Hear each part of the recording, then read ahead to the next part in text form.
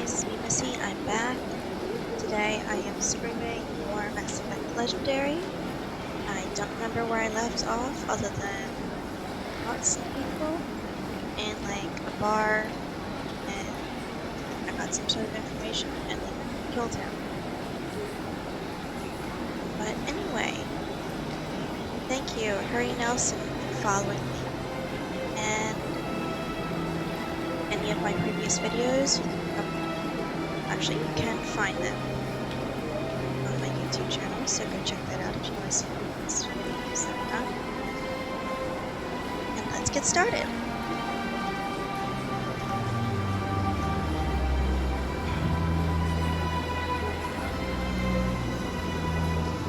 My first C-Sec posting was here on the Presidium. Mostly for show, not much crime up here. So much empty space. 1,000 of my people could live here and hardly even see each other.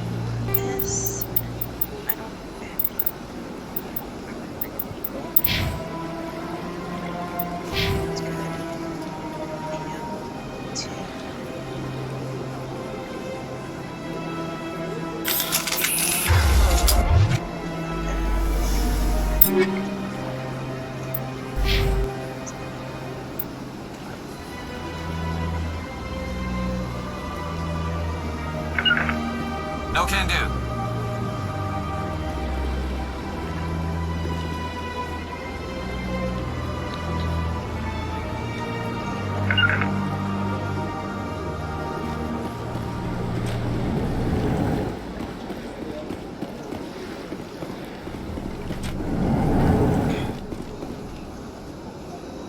These are cool. I understand what you're saying. EarthClan, you are in the wrong place, I think. Your ambassador is next door in the large office. Chastising remark. Don't be so rude, Din. At least introduce yourself. I am Din Korlak, Volus ambassador. Is there something I can do for you, EarthClan? Actually, yes.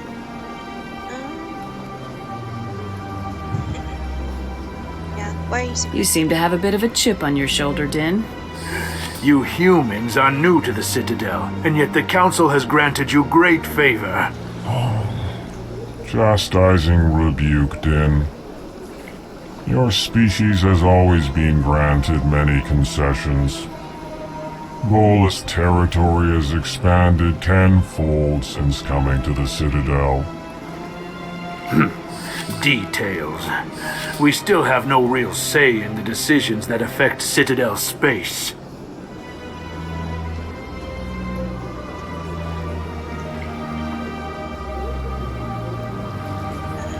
What are your thoughts on the What is this place? You are in the embassy for the Volus and the Elcor. Your ambassador is next door, in his own office. In this shared space, I aid my fellow Volus when I'm not being interrupted. You're so rude, dude. What are the Volus? I'd like to know more about the Volus. I'm sure our history and culture would bore you, Earth Clan. I'd like to know yours. Actually, I would like to know more about your history. My people came to the Citadel shortly after the Asari and Solarians had discovered it. We were instrumental in establishing a standardized galactic economy. However, despite our long association with the Citadel and our many contributions to galactic society, we still do not hold a seat on the Council. That actually really sucks. Tell me about Volus culture. We are tribal by nature, but our ways are not violent. We barter and trade our lands and tribe members in order to increase status. Larger tribes often engulf smaller ones and eventually split again. Our society is very malleable, and our government is always shifting and changing. Since we're not physically adept, we trade our services for protection. Cool. I think that's it. Goodbye, Ambassador. Yes, yes. Good day, Earth Clan. Thanks for talking to me.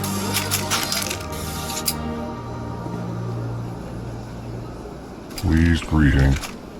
Human, it is always good to see your kind. I am Ambassador Kalen. Genuine query. Is there something I can do for you this day? What are you guys? Tell me more about your species. Genuine enthusiasm. I delight in telling the history of my people. It is agreeable to share our culture with others. Tell me about the history and origins of the Elcor. The Elcor were just beginning to explore Council space when the Asari first made contact with us. With their help, we discovered the relay closest to our system, and from there the Citadel. Proudly, within one lifetime we established a regular route to the Citadel, and quickly became one of the more active species living on this great station. I'd like to know more about the culture of the Elcor. Frankly, we Elcor prefer the safety and familiarity of our own colonies to the confines of space travel. Our society is built on small, tight-knit groups. Though we are always welcoming to outsiders, our government tends to be very stable. Our people are not very comfortable with sudden changes. I get that. Why do you explain what you're about to say? Our people communicate less through words and more through scent and slight movements. Plainly, we discovered our vocal expression was not enough to convey the feelings of our conversations to other species. Why do you bother, Kalen? These Earth Clan don't really care about our ways. Remorseful response, Din. You don't truly believe that, and if you do, I am very sorry for you. I really like you. What do you do here? Modestly, I work to bring the problems and the requests of the Elcor groups to the attention of the Council. Ha! They only give us these positions to keep us quiet. The Council doesn't care about our races. Chastising rebuke. Your tone is inappropriate, Din. This human is not to blame for your malcontent or your misconceived suspicions. I thank you. Goodbye, Ambassador. Sincere farewell. Good day to you, human. Enjoy your time on the Citadel. Thank you. Bye. Hello there, human. Sincere apology, but I am here on business and cannot be distracted right now. Is there something? You seem distressed. Is there something I can do to help? Alarmed response. You overheard that, did you? This is all going so wrong, and it is the Asari consort's fault. She's the one who started all this. What happened? What did this Asari do to get you so upset? I cannot speak more about this problem. It is too sensitive. Suffice it to say, she has compromised my authority as a diplomat. Okay, I understand. Good luck with your problem. Thanks to you, human. Good day. And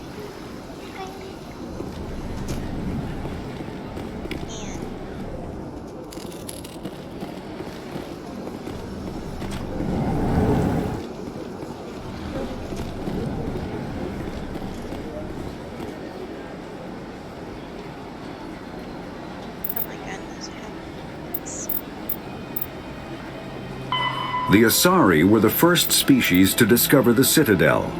When the Solarians arrived, it was the Asari who proposed the establishment of the Citadel Council to maintain peace throughout the galaxy. Since then, the Asari have served as the mediators and centrists of the Council. An all-female race, the Asari reproduce through a form of parthenogenesis. They can attune their nervous system to that of another individual of any gender and of any species to reproduce. This capability has led to the unseemly and inaccurate rumors about Asari promiscuity. Asari can live for over 1,000 years, passing through 3 stages of life. In the maiden stage, they wander restlessly, seeking new knowledge and experience. When the matron stage begins, they meld with interesting partners to produce their offspring. This ends when they reach the matriarch stage, where they assume the roles of leaders and counselors. Actually, interesting. The second species to join the Citadel, the Solarians, are warm-blooded amphibians with a hyperactive metabolism. Solarians think fast, talk fast, and move fast. To Solarians, other species seem sluggish and dull-witted.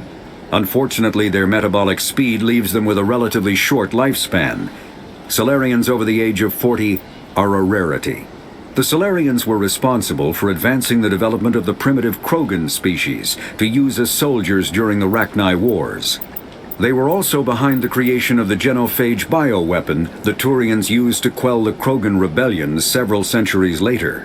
Solarians are known for their observational capability and non-linear thinking. This manifests as an aptitude for research and espionage. They are constantly experimenting and inventing, and it is generally accepted that they always know more than they are letting on.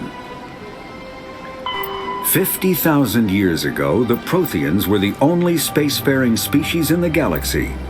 They vanished in a swift galactic extinction. Only the legacy of their empire remains.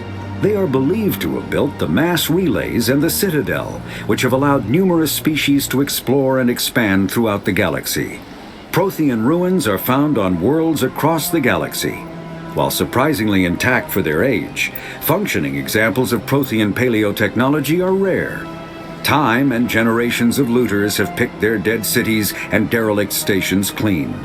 Some believe the Protheans meddled in the evolution of younger races. The Hanar homeworld of Kajay, for example, shows clear evidence of former Prothean occupation. The presence of a former Prothean observation post on Mars has caused a rebirth of interventionary evolutionists among humans. These individuals believe the god myths of ancient civilizations are misremembered encounters with aliens. Though now extinct, the Rachni once threatened every species in Citadel space. Over 2,000 years ago, explorers foolishly opened a mass relay to a previously unknown system and encountered something never seen before or since, a species of spacefaring insects guided by a hive mind intelligence. Unfortunately, the Rachni were not peaceful, and the galaxy was plunged into a series of conflicts known as the Rachni Wars. Attempts to negotiate were futile, as it was impossible to make contact with the hive queens that guided the race from beneath the surface of their toxic home world. The emergence of the Krogan ended the Rachni Wars. Bred to survive the harshest environments, the Krogan were able to strike at the queens in their lairs and reclaim conquered council worlds. But when Krogan fleets pressed them back to their homeworld, The Rachni refused to surrender, and the Krogan eradicated them from the galaxy. The Elcor are a citadel species native to the high-gravity world Dakuna. They are massive creatures, standing on 4 muscular legs for increased stability. Elcor move slowly, an evolved response to an environment where a fall can be lethal. This has colored their psychology, making them deliberate and conservative. Elcor speech is ponderous and monotone. Among themselves, scent, slight movements, and subvocalized infrasound convey shades of meaning that make a human smile seem as subtle as a fireworks display. Since their subtlety can lead to misunderstandings with other species, the Elcor often go out of their way to clarify when they are being sarcastic, amused, or angry. Dakuna's high gravity impedes mountain formation. Most of the world consists of flat, open plains, which prehistoric Elcor wandered across in small family bands. Modern Elcor still prefer open sky, and can become restless and uncomfortable on long starship journeys. I really like the Elcor. The Hanar are a citadel species known for excessive politeness. They speak with scrupulous precision and take offense at improper language. Hanar that expect to deal with other species take special courses to help them unlearn their tendency to take offense at improper speech. All Hanar have 2 names. The face name is known to the world. The soul name is kept for use among close friends and relations. Hanar never refer to themselves in the first person in conversation with someone they know on a face name basis. To do so is considered egotistical, so instead they refer to themselves as this one, or the impersonal it. Their homeworld, Kajay, has 90% ocean cover and orbits an energetic white star, resulting in a permanent blanket of cloud. Due to the presence of Prothean ruins on the world, many Hanar worship them, and Hanar myths often speak of an elder race that civilized them by teaching them language. When the Asari discovered the Citadel, they also discovered the Keepers, a docile, multi-limbed insect race that seemingly exists only to maintain and repair the Great Prothean Station.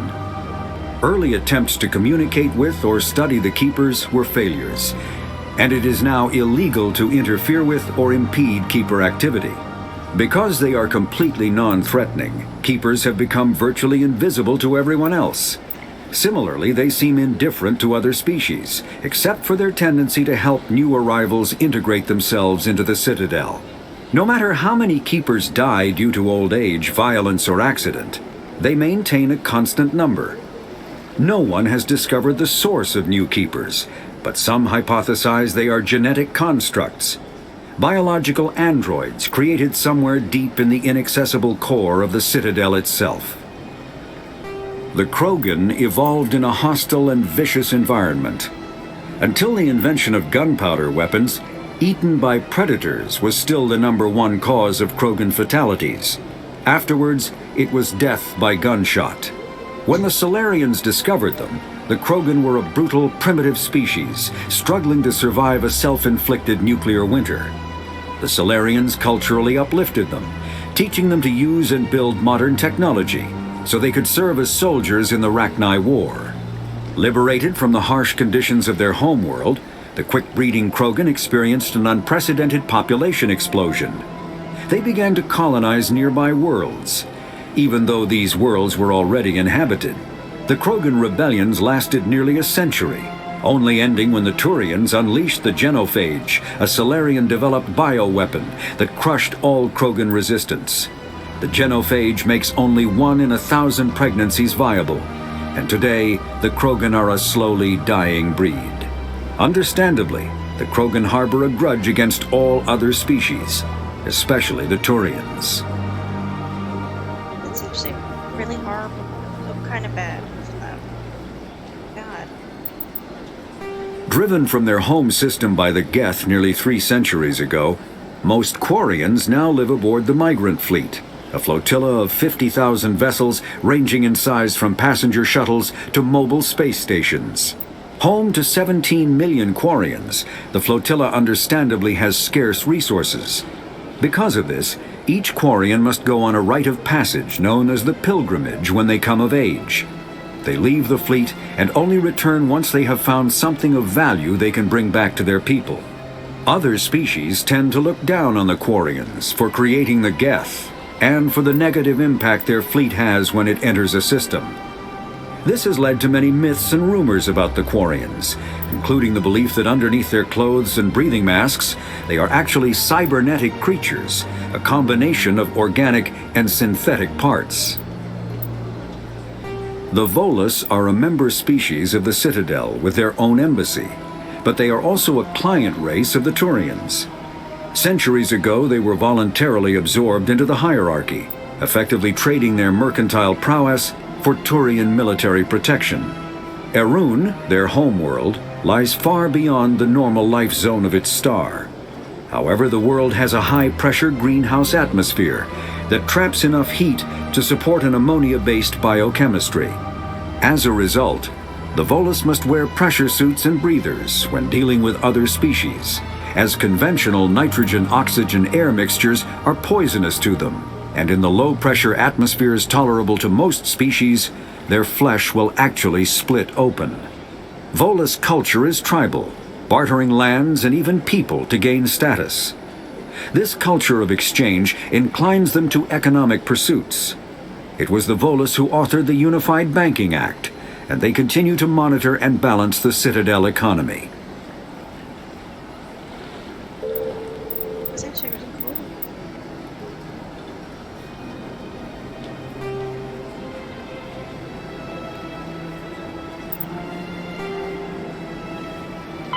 Pharos is a habitable world in the Attican Beta cluster. 2/3 of the habitable surface is covered with the ruins of a crumbling Prothean megatropolis. In the millennia since the Prothean extinction, the ruins have been repeatedly picked over by looters many times. Pharos was considered a poor prospect for colonization, as little open ground remains for agriculture. The only sizable freshwater sources are the poles, which are tapped by the decaying Prothean aqueduct systems. The dead cities, while in good condition considering their antiquity, are of uncertain stability. Ground level is congested by a dozen meters of fallen debris, and the air is fouled by dust. In 2178, the Human Exogeny Corporation announced its intention to place a permanent colony on Pharos to thoroughly explore the ruins. The pioneer settlement was placed on the upper levels of several intact skyscrapers, using the surviving Prothean aqueducts and rooftop hydroponic gardens to support the population. Noveria is a cool, rocky world with most of its hydrosphere locked up in massive glaciers. A privately chartered colony world, the planet is owned by the Noveria Development Corporation Holding Company. The NDC is funded by investment capital from 24 high-technology development firms and administrated by an executive board representing their interests. The investors built remote hot labs in isolated locations across Noveria's surface. These facilities are used for research too dangerous or controversial to be performed elsewhere, as Noveria is technically not part of Citadel space and therefore exempt from Council law. By special arrangement, Citadel special tactics and reconnaissance agents have been granted extraterritorial privileges, but it remains to be seen how committed the executive board is to that principle. Given its unique situation, it is understandable that Noveria is often implicated in all manner of wild conspiracy theories. The Citadel is an ancient deep space station, presumably constructed by the Protheans. Since the Prothean extinction, numerous species have come to call the Citadel home. It serves as the political, cultural, and financial capital of the galactic community. To represent their interests, most species maintain embassies on the Presidium, the Citadel's inner ring. The Citadel Tower in the center of the Presidium holds the Citadel Council chambers. Council affairs often have far-reaching effects on the rest of the galactic community. 5 arms, known as the wards, extend from the Presidium. Their inner surfaces have been built into cities, populated by millions of inhabitants from across the galaxy. The Citadel is virtually indestructible.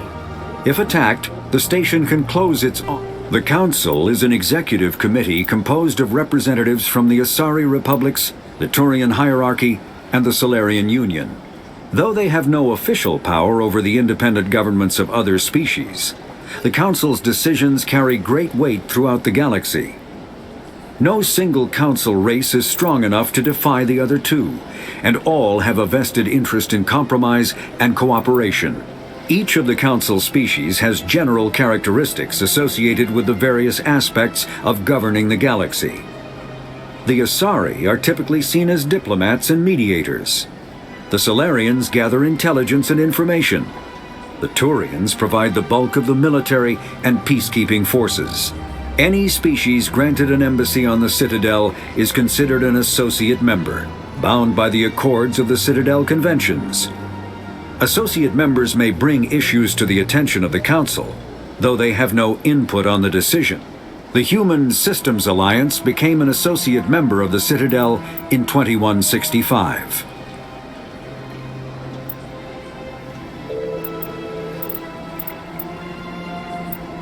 Best.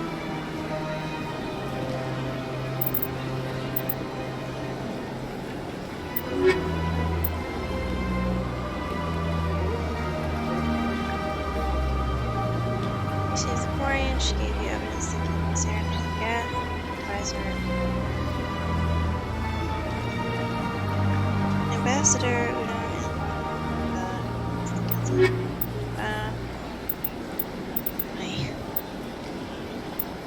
I gotta scan all the keepers.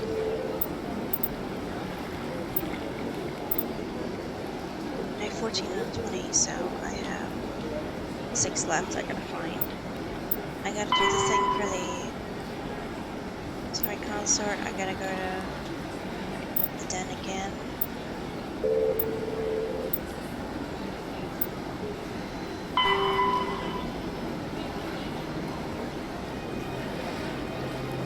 Gotta go to C-Sec Academy and talk to Jaled.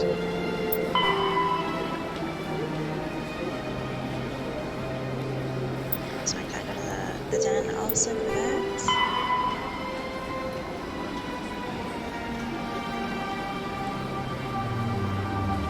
I gotta go talk to my aunt.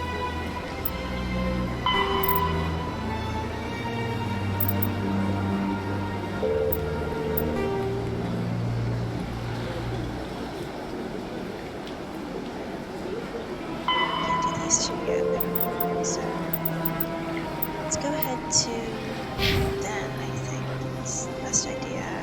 Go to mission.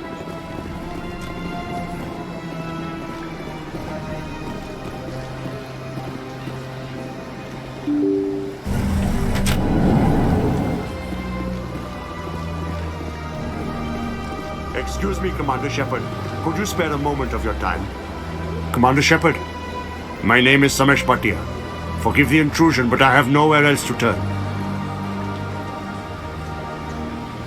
Well, I was kind of doing other stuff.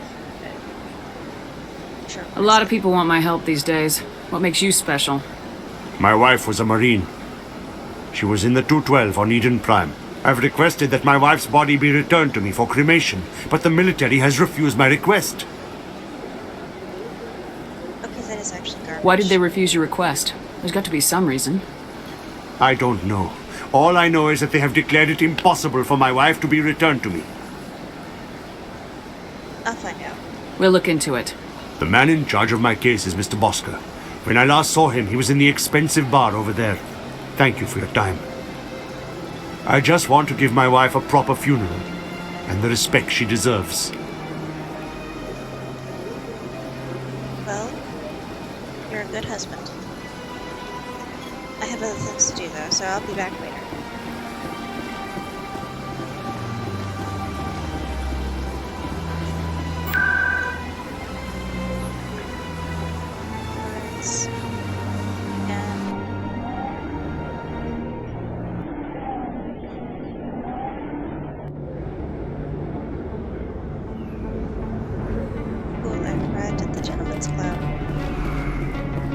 Hopefully I don't get shot at this time and actually do the other quests I have.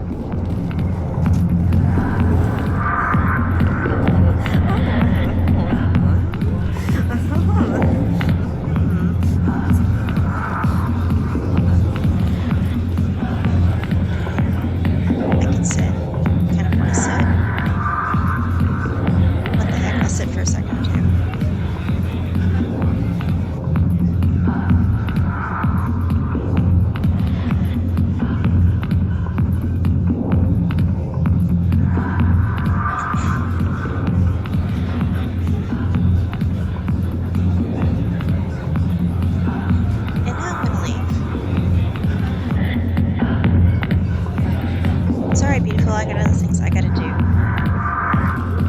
C-Sec always turned a blind eye to what went on in here. I think Fist was paying someone off. Dancers are highly respected among my people, but I get the feeling these women are not held in high esteem. You're not wrong. Sorry, I'll get to you when I can.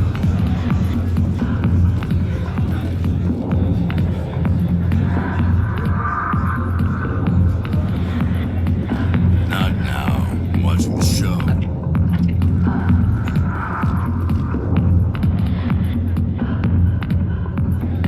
It's up to you. Commander! What do you want?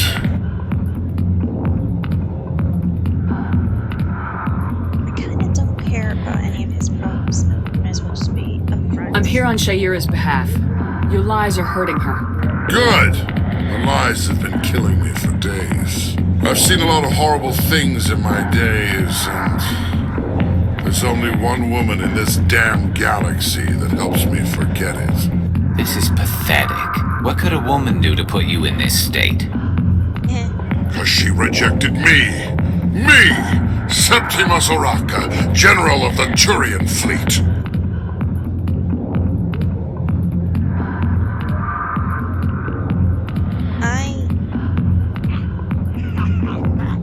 I don't understand you. So you're spreading lies about her because she rejected you. And your whole idea to fix the situation is to be a dick. You're pathetic. Some general. What kind of example are you to your troops? Exactly. The troops can kiss my leathery backside. All I wanted was to retire and be with her. Look, kid, I appreciate what you're trying to do, but don't waste your time.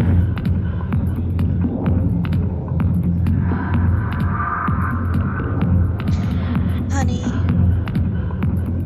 I'm not leaving. You need to start acting like a general if you want to beat this. I spent all my life acting like a general, and what did it get me? Huh? No, those days are over. I'll just be what I am, a tired, lonely, worn-out soldier. I don't buy You're a it. damn general. Quit your whining. Ha! You got balls, kid. There are only 5 people in this damn galaxy who talk to me like that. So you think it's that easy? Just straighten up and act like a general? It damn well couldn't hurt. Huh. Maybe you're right, Commander. Shaira's worth the effort. Even if she won't have me back.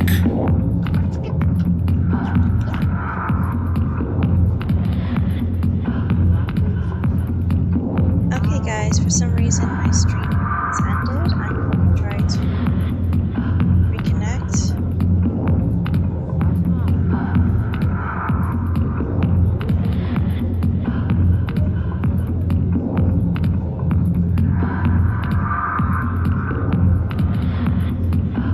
I have no idea what's happening.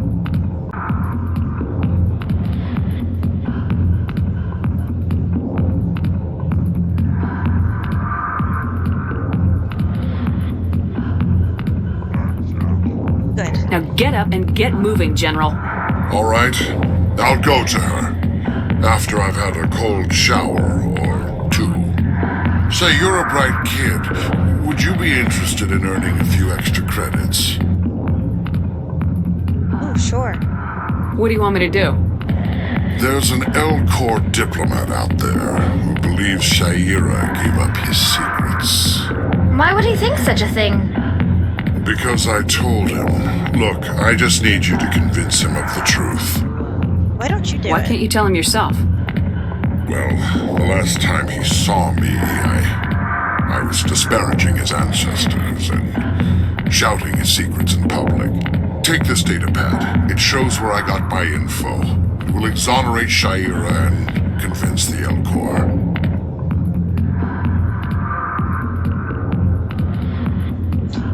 Who am I taking it to, and where is he? His name is Zaltan. He's an L-Corps diplomat. He's over in the embassies complaining about Shaira. Well, Here's to soldiers acting like soldiers. Thanks, Commander. You know, you might make a good general yourself one day. Gee, thanks, bud. And you mean I have to walk? Well, not walk technically, but I still have to go back to the guy I just met. Thank you, you big doofus. You're so helpful. I got business here, but not with you.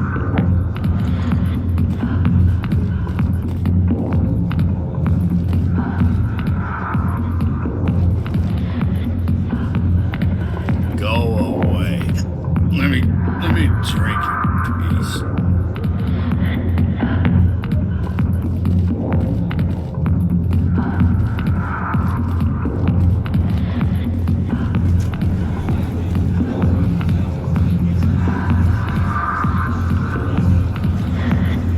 Hi, be with you in a minute.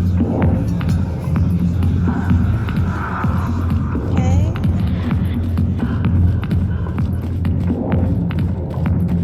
Go exploring.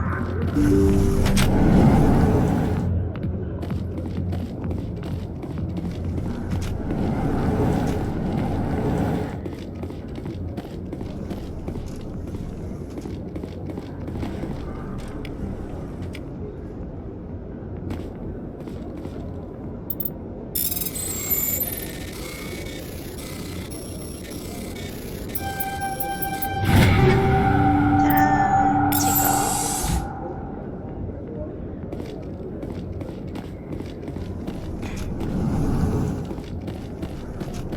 Can't open that door, so I gotta go back.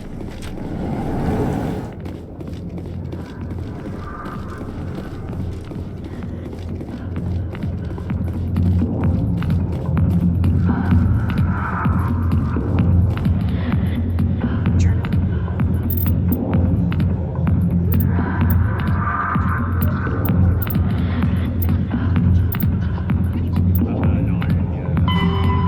Gotta go talk with the consort. Gotta scan. Six more keepers. Gotta go to CSAC.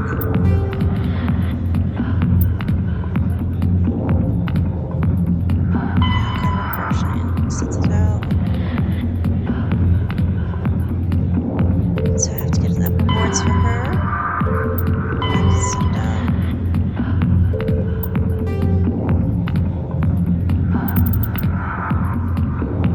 Okay, we'll go to rewards first at CSEC, and then we'll go to the concert, and then we'll make our way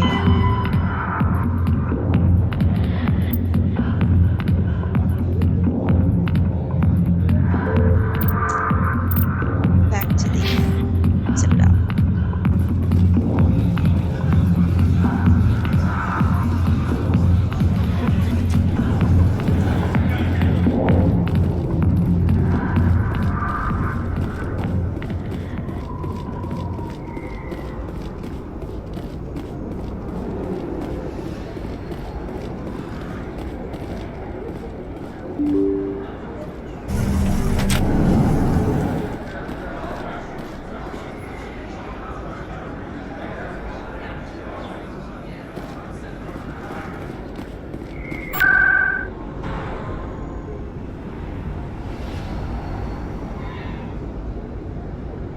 CSEC.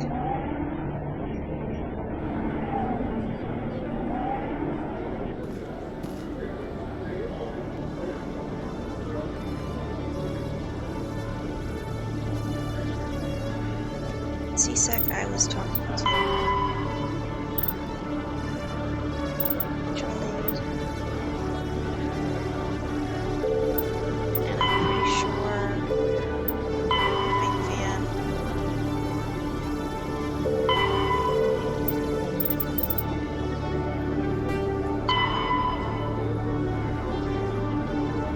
Gotta go to the rewards later.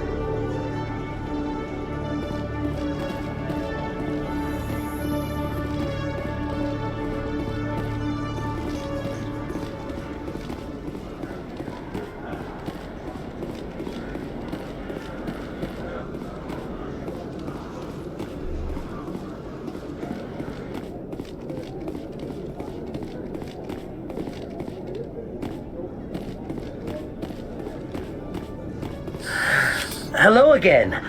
Did you have any luck finding Shorban? Yes. I found out you've been lying to me, Jalid. Lying? Why would I lie to you? You forgot to mention the data about the Keeper. He told you? I didn't mean for any of this to happen. I was afraid Shorban would kill me to get the data, so I was hoping you'd take care of him. We're in this together. I'm scanning the Keepers for Shorban, but you two need to stop fighting.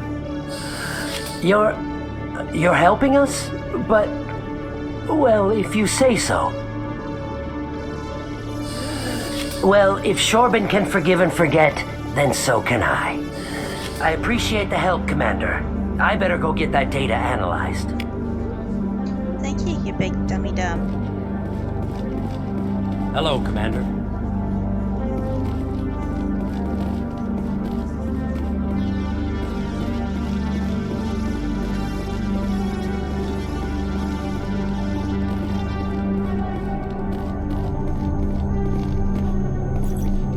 I've scanned you already, okay?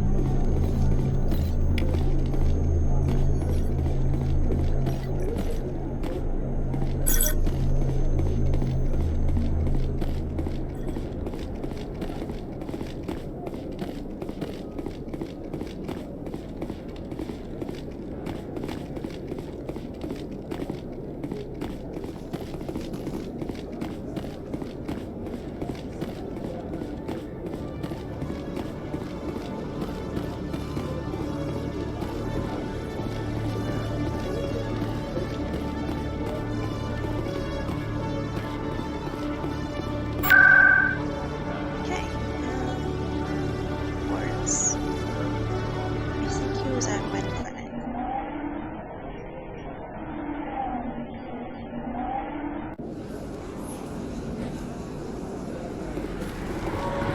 I scanned you.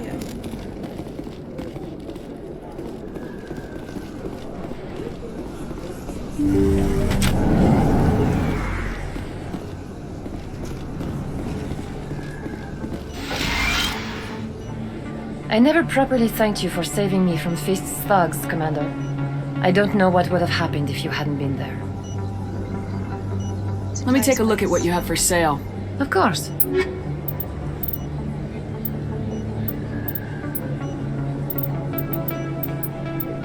Goodness.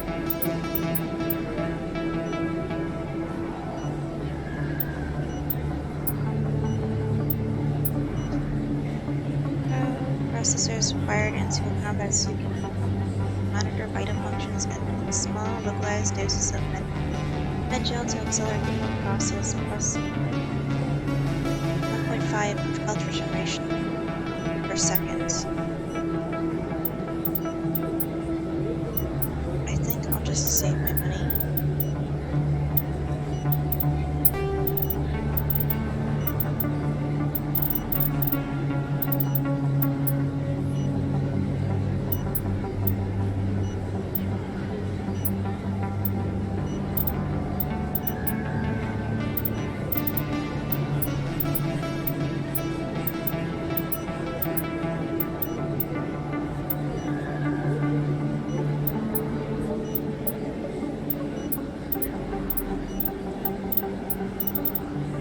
So.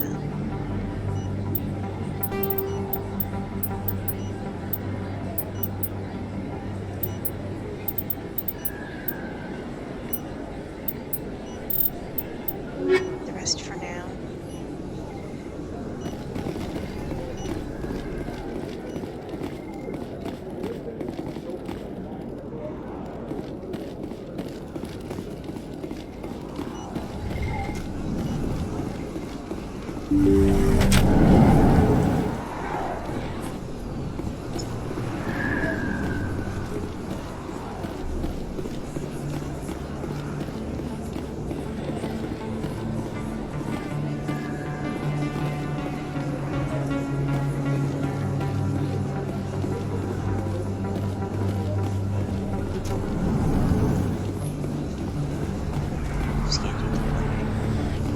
Hey, Commander Shepard. Good to see you again. Anything you need?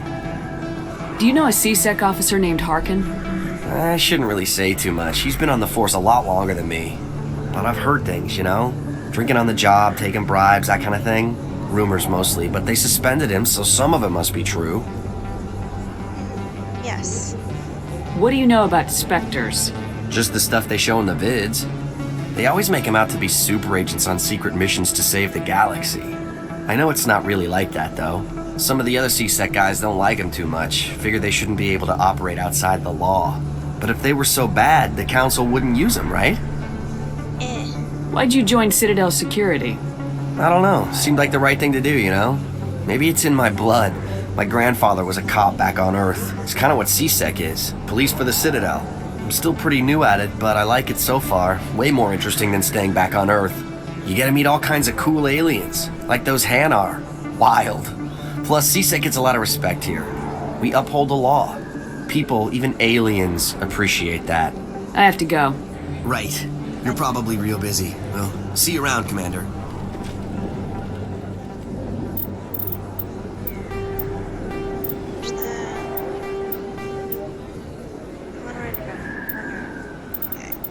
I don't know where you are.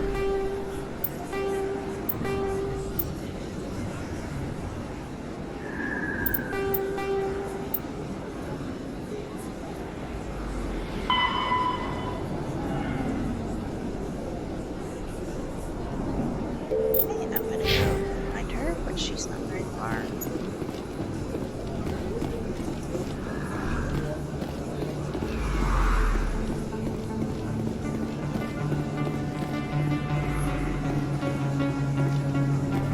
Word on the street is that you've been busy. Congratulations on taking down Fist. I was sure he was a big player in anything going on here. Did you find anything in his office that could help me?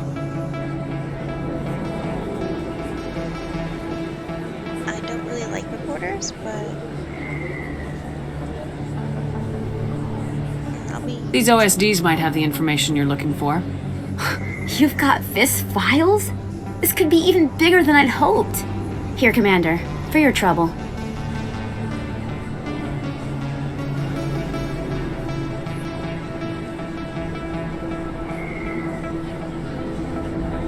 Do this? No, that's sad.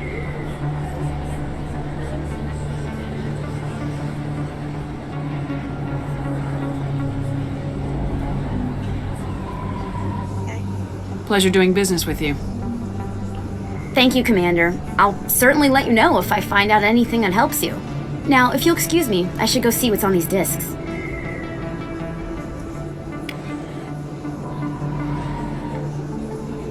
At least I got money out of that deal.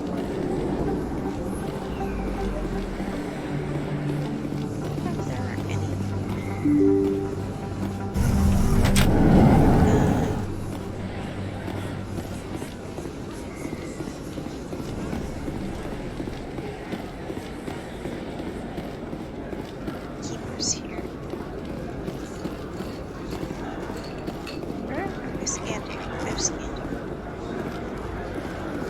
Anything you want, you can find for sale in the wards, legal or otherwise.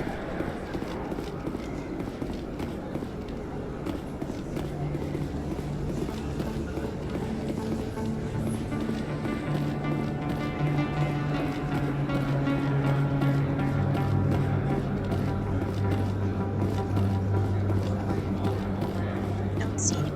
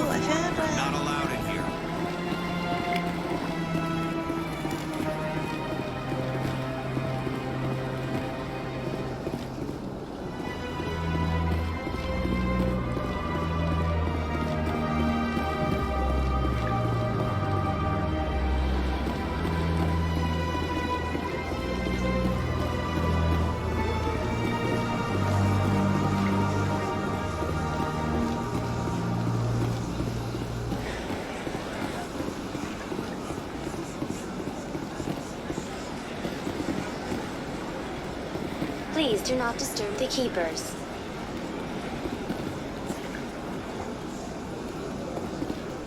Please do not disturb the keepers.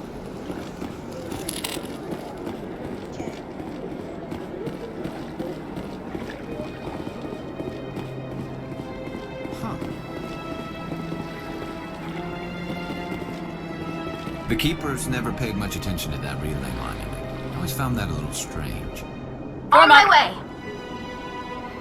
The Protheans obviously understood the aesthetic value of the mass relays, something we Quarians have learned to appreciate during our wanderings. If only find the other keepers, this was fine.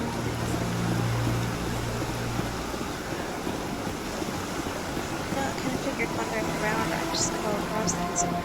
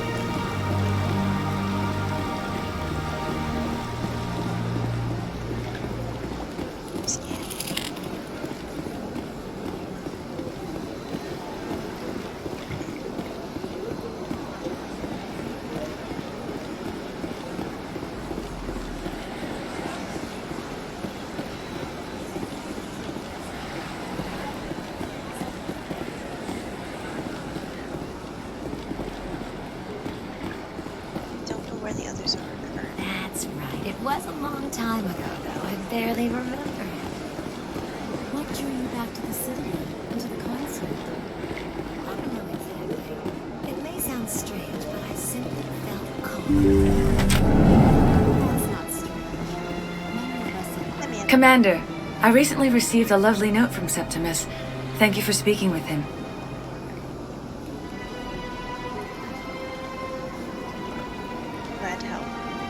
It was my honor to aid you. You are too kind, Commander, but I would not expect you to help me out of the kindness of your heart. I also have one more thing to give you, if you are interested. I am very interested. I'd be honored. I offer a gift of words, an affirmation of who you are and who you will become. I see your skin, tough as the scales on any Turian, unyielding, a wall between you and everyone else, but it protects you. Makes you strong. That strength is what kept you alive when everyone around you was dying. You alone survived. You will continue to survive. This may be who you are, but it is not who you will become. It only forms the basis for your future greatness. Remember these words when doubt descends, Commander. I was kind of expecting more than that. Thanks, I guess. Close your eyes and relax, Commander. My hand just went through her face, ma'am.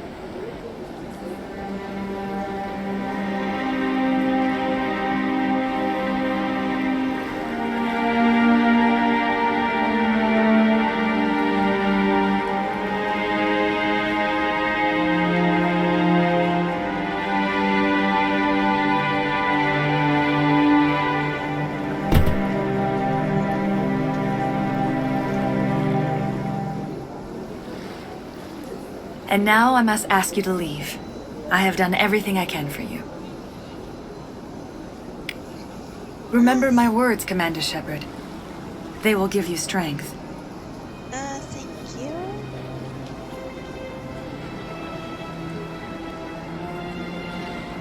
Bye?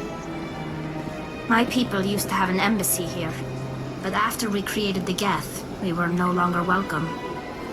Sorry about that. The ambassadors have this beautiful park to relax in, but most of them are too busy to ever use it. I'm still disappointed. I don't know if it's slightly less or more disappointed than in my Witcher playthrough with our special fun times, but still disappointed.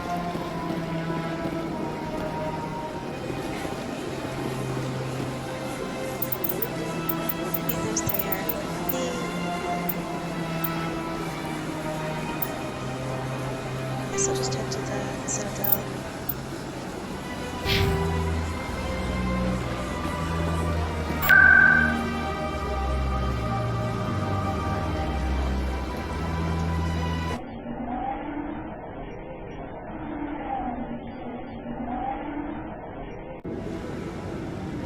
I'm here.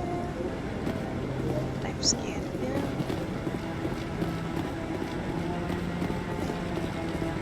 No, I'm waiting to speak with one of the counselor's assistants.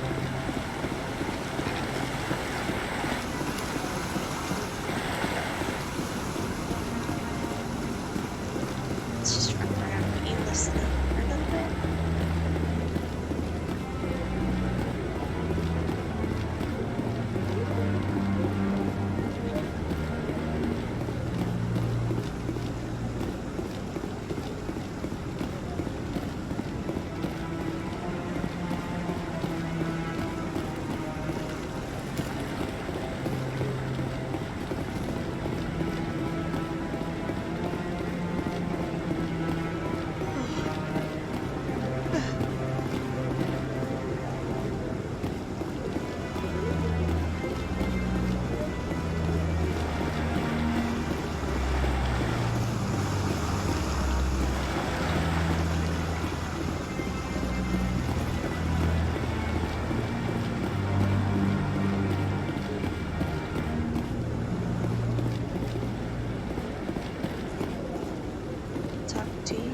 Come on.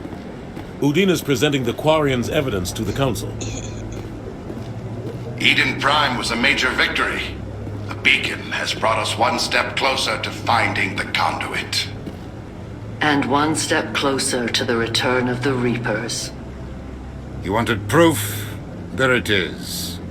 This evidence is irrefutable, Ambassador.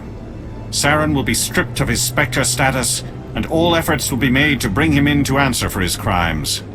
I recognize the other voice, the one speaking with Saren. Matriarch Benezia. Who dat? Who is she? Matriarchs are powerful Asari who have entered the final stage of their lives. Revered for their wisdom and experience, they serve as guides and mentors to my people. Matriarch Benezia is a powerful biotic, and she had many followers. She will make a formidable ally for Saren. I'm more interested in the Reapers. What do you know about them? Only what was extracted from the Geth's memory core. The Reapers were an ancient race of machines that wiped out the Protheans. Then they vanished.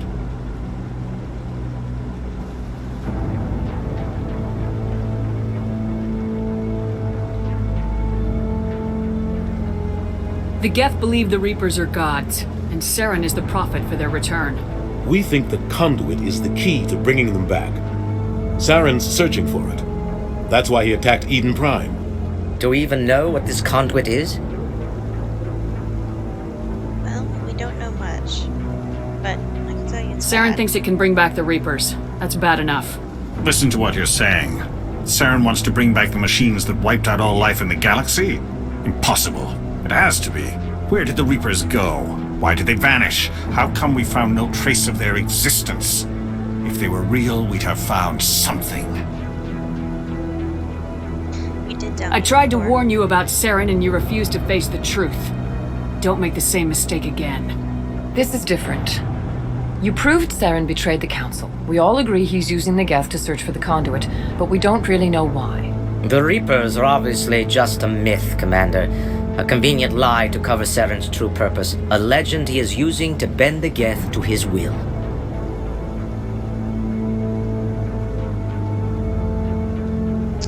I think you guys are 50,000 years ago, the Reapers wiped out all galactic civilization. If Saren finds the conduit, it will happen again. Saren is a rogue agent on the run for his life. He no longer has the rights or resources of a Spectre. The Council has stripped him of his position. That is not good enough. You know he's hiding somewhere in the Traverse. Send your fleet in! A fleet cannot track down one man. A Citadel fleet could secure the entire region, keep the Geth from attacking any more of our colonies. Or it could trigger a war with the Terminus systems. We won't be dragged into a galactic confrontation over a few dozen human colonies. So you'd rather people die Every time humanity asks for help, you ignore us. Shepard's right. I'm sick of this council and its anti-human bull... Ambassador, there is another solution. A way to stop Saren that does not require fleets or armies. No, it's too soon. Humanity is not ready for the responsibilities that come with joining the Spectres. Honestly, I'm still angry with you guys, so just... It was a Turian Spectre who betrayed this council, and it was a human who exposed him. I have earned this.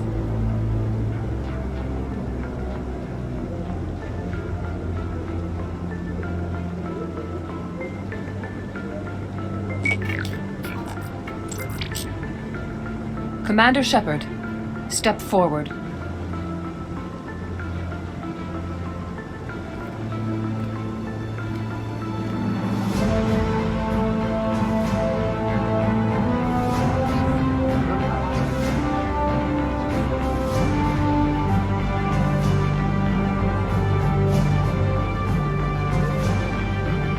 It is the decision of the Council that you be granted all the powers and privileges of the Special Tactics and Reconnaissance Branch of the Citadel. Spectres are not trained, but chosen. Individuals forged in the fire of service and battle. Those whose actions elevate them above the rank and file. Spectres are an ideal, a symbol, the embodiment of courage, determination, and self-reliance. They are the right hand of the Council, instruments of our will. Spectres bear a great burden. They are protectors of galactic peace, both our first and last line of defense. The safety of the galaxy is theirs to uphold. You are the first human Spectre, Commander. This is a great accomplishment for you and your entire species. Thank you. I'm honored, Counselor. We're sending you into the Traverse after Saren. He's a fugitive from justice, so you are authorized to use any means necessary to apprehend or eliminate him. Any idea where to find him? We will forward any relevant files to Ambassador Udina. This meeting of the Council is adjourned.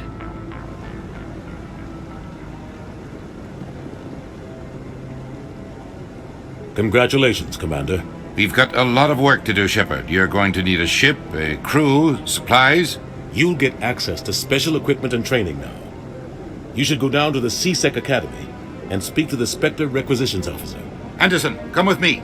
I'll need your help to set all this up.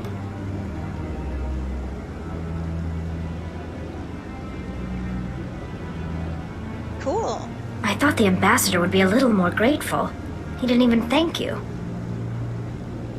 Figures. What do you expect from a politician? Come on. Right behind you, Shepard. Awesome.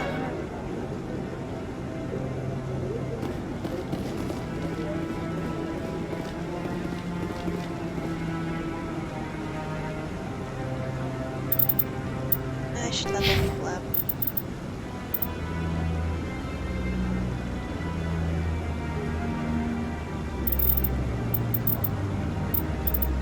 It's my pistol. And I wanted to get sniper rifle, so...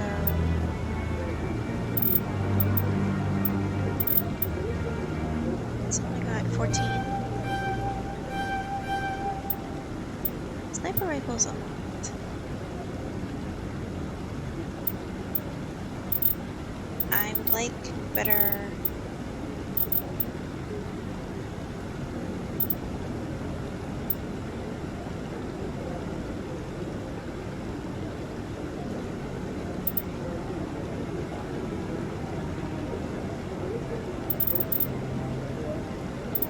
Okay, so, let's see here.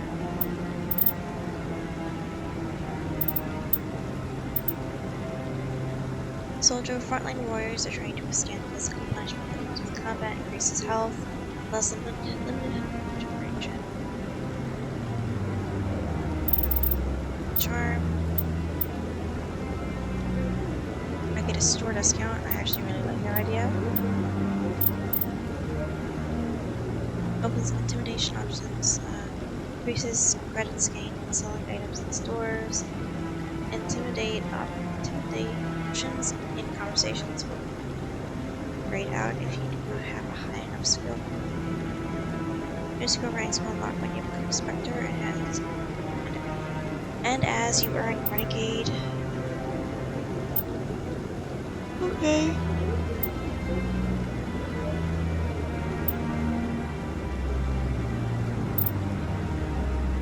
Restores dead squad members with 30% health, 30% shields. I actually really want that. Motivated fire.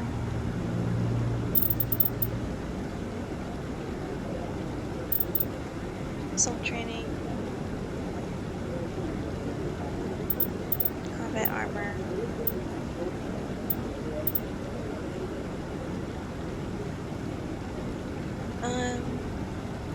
I don't really want to be the medic. I kind of want to be the sniper person.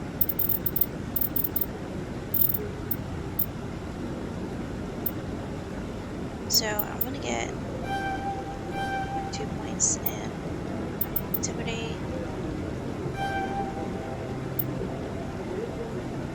Gives a small discount when purchasing items. I love that idea. Point in Charm.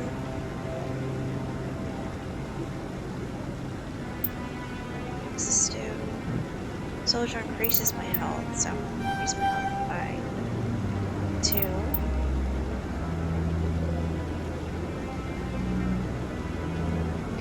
And then I'm gonna get the Spectre training stuff. Allows you to immediately restore your squad members to fight status after that. And then I think I'm gonna get one sniper rifle there.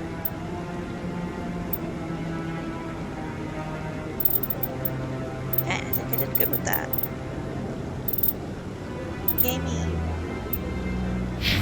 Next is you, buddy.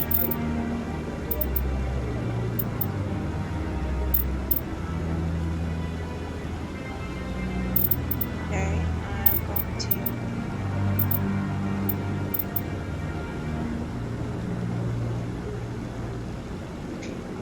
tactical armor. Able to equip light armor, increases damage protection, shield boost, encryption. Increases the amount of Omni Gel recovered, lets you use the decryption skill to open secure objects. Shuts down weapons and first aid.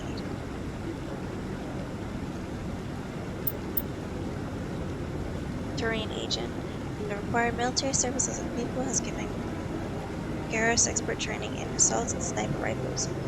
Increases accuracy with all weapons, increases damage with assault and sniper rifles. I like you.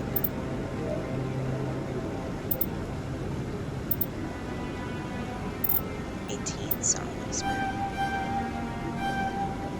3 on the Turian agent, 2 on first aid. Can be a healer. Thank you.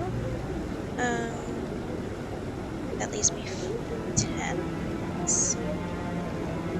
Honestly, I'm gonna go with 5 for assault rifle, 5 for tactical armor, and decryption can wait till later, I think.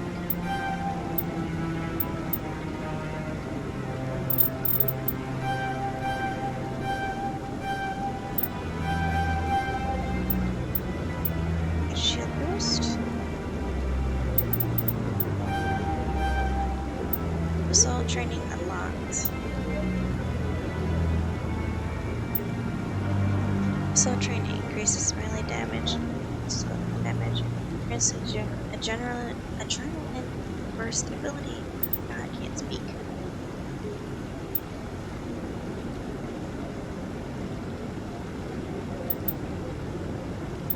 Okay, I think that's good for him. Now for you. Quarian machinist, though young, Tally is a true genius when it comes to dealing with mechanical or electronic equipment. Use tech resistance.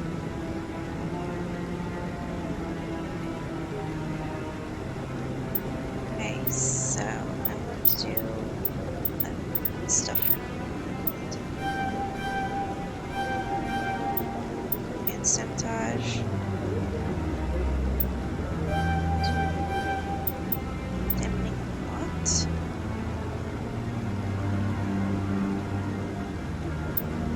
light armor increases damage protection and shield boostability.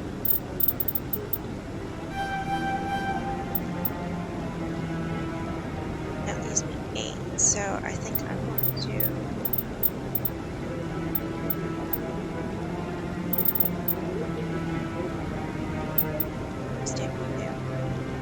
increases the explosion radius on your tech when somebody unites, shuts down enemy tech and biotic abilities.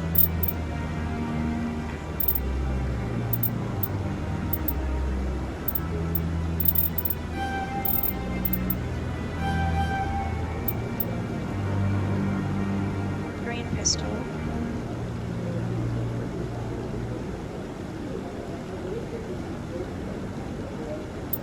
Two point machinist. 2 in dampening.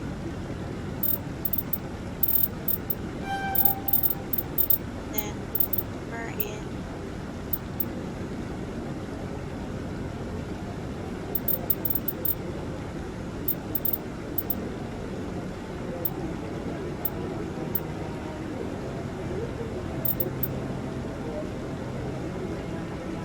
pistol, right?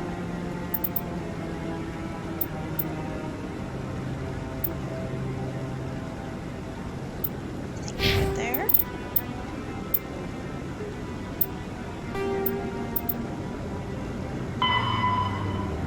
Suppose Saren, I have to speak to the ambassador.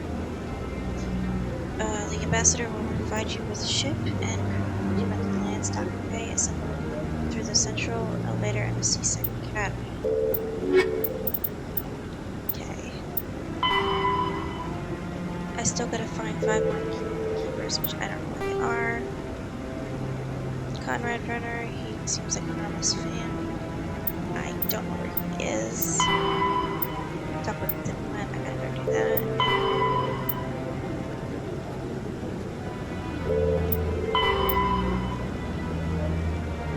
Go speak to diplomats.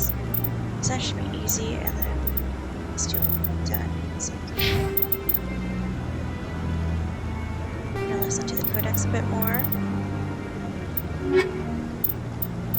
That's finished up, at least. Biotics is the ability of rare individuals to manipulate dark energy and create mass effect fields through the use of electrical impulses from the brain. Intense training and surgically implanted amplifiers are necessary for a biotic to produce mass effect fields powerful enough for practical use. The relative strength of biotic abilities varies greatly among species and with each individual. There are 3 branches of biotics. Telekinesis uses mass-lowering fields to levitate or impel objects.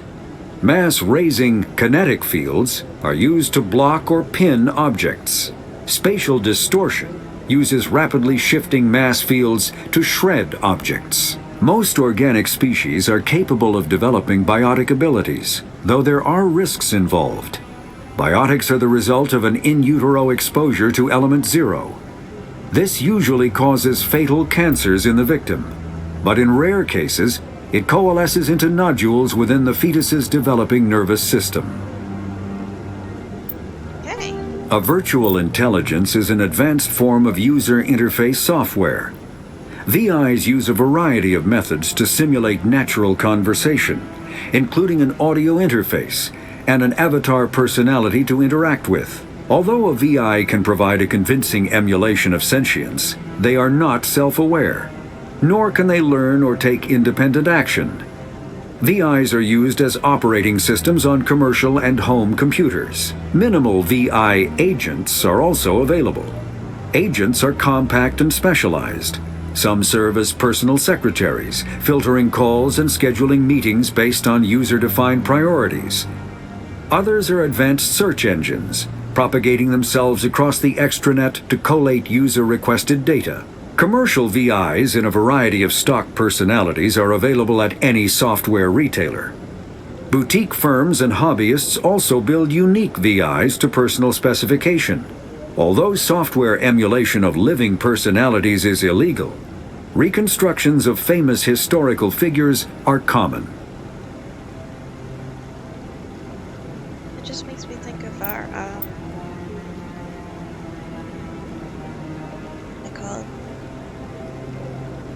us creating like Michael Jackson, raising him from the dead by using projectors and stuff. It's weird and cool. Or turning anime characters into living beings, so to speak, with projectors, so they can be at shows. Mass relays are feats of Prothean engineering advanced far beyond the technology of any living species. They are enormous structures scattered throughout the stars and can create corridors of virtually mass-free space, allowing instantaneous transit between locations separated by years or even centuries of travel using conventional FTL drives. Primary mass relays can propel ships thousands of light years, often from one spiral arm of the galaxy to another. However, they have fixed one-to-one connections. A primary relay connects to one other primary relay and nowhere else. Secondary relays can only propel ships across a few hundred light years. However, they are omnidirectional. A secondary relay can send a ship to any other relay within its limited range. There are many dormant primary relays whose corresponding twins have not yet been located. These are left inactive until their partner is charted, as established civilizations are unwilling to blindly open a passage that might connect them to a hostile species. Combat hard suits use a dual-layer system to protect the wearer. The inner layer consists of fabric armor with kinetic padding. Areas that don't need to be flexible, such as the chest or shins, are reinforced with sheets of lightweight, ablative ceramic. The outer layer consists of automatically generated kinetic barriers. Objects traveling above a certain speed will trigger the barrier's reflex system and be deflected, provided there is enough energy left in the shield's power cell. Armored hard suits are sealable to protect the wearer from extremes of temperature and atmosphere. Standard equipment includes an onboard mini-frame and a communications, navigation, and sensing suite. The mini-frame is designed to accept and display data from a weapon's smart targeting system to make it easier to locate and eliminate enemies. Medigel is a common medicinal salve used by paramedics, EMTs, and military personnel. It combines several useful applications: a local anesthetic, disinfectant, and clotting agent all in one. Once applied, the gel is designed to grip tight to flesh until subjected to a frequency of ultrasound. It is sealable against liquids, most notably blood, as well as contaminants and gases. The gel is a genetically engineered bioplasm created by the CERTA Foundation, a medical technology megacorp based on Earth. Technically, Medigel violates Council laws against genetic engineering, but to date, it has proved far too useful to ban. All modern infantry weapons, from pistols to assault rifles, use micro-scaled mass accelerator technology.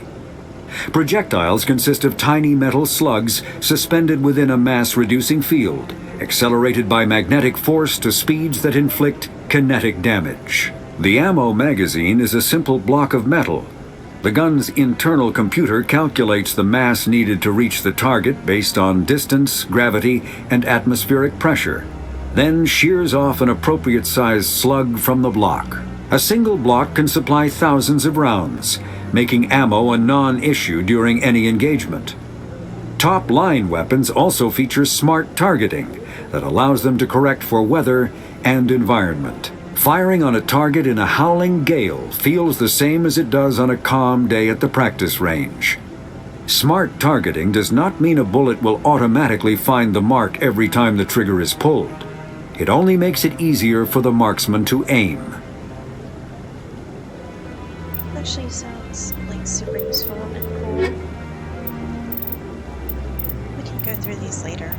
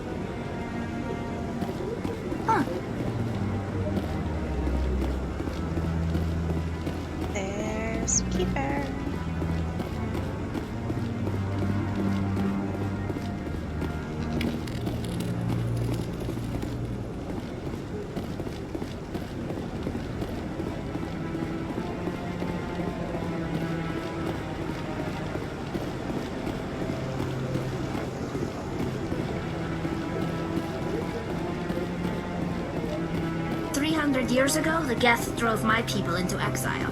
We asked the Council to wipe the synthetics out, but they ignored our pleas. Maybe if they'd listened, we wouldn't be here now.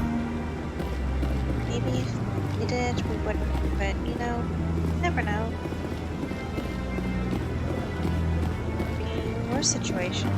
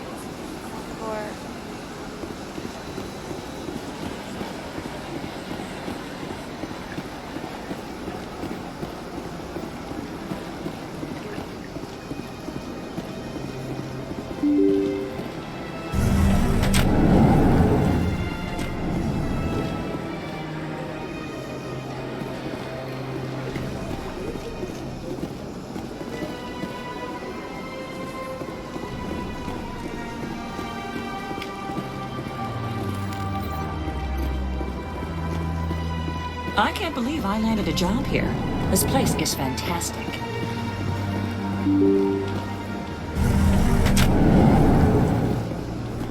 Let's go downstairs.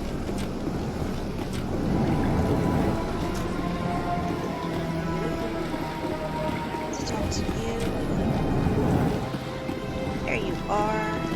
My goodness, you're Commander Shepard. Your activities made for quite a briefing in the Diplomatic Corps. Is there something I can do to assist you? Yes. A man named Samesh Bhatia is having some trouble claiming his wife's body. Ah, Mr. Bhatia. A good man in an understandably frustrating position. I wish I could help him. Serviceman Nirali Bhatia died on Eden Prime, as Mr. Bhatia no doubt told you. Her wounds are inconsistent with any type of weapon damage we've seen before. That is why her body is being held. I don't care how badly the Geth mangled the body. It's the husband's right to claim her. We are not holding Nirali Bhatia's body out of discretion. We are, frankly, holding the body for research. The tests we're conducting may lead to better defenses against Geth attacks. Respectfully, Serviceman Bhatia may save more lives in death than she did in life.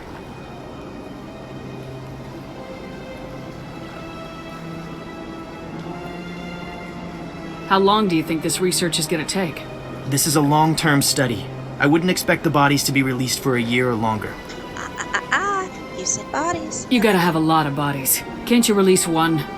Very few bodies had this new type of weapon damage, and very few were in good enough condition to study.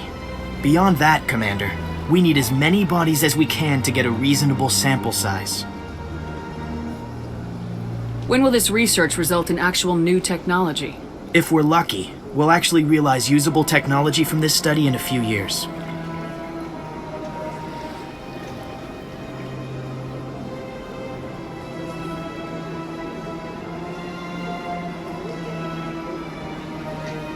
You know who and what I am. If I want Nirali Bhatia, I can get her. Commander, I don't think threats are necessary. Even if the body were here on the Citadel, would you really risk going in shooting to get it? It's a her. The Marine's name was Norali Bhatia. If you want to cut her up, you call her by name. All right, Commander. You win. It was hard enough refusing Mr. Bhatia. I'm not going to risk an incident by refusing you. Tell Samesh that the body is being shipped back to Earth.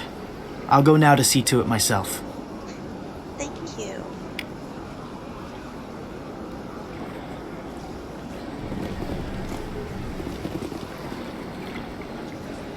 I'd rather have her home with her family. Being cut up, especially when there's other bodies that they can cut up without having any problems. I don't get why you could even argue against it.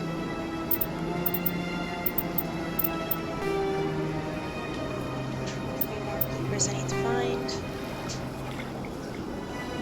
Go talk to the husband after I go talk to this other ambassador. Or actually, you know what? Maybe he's on my way.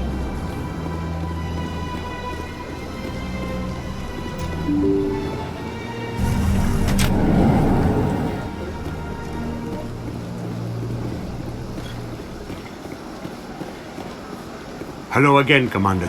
Has there been any word? I reminded Mr. Bosker what we're fighting for. Your wife is coming home. Thank you. I will return home and begin my preparations.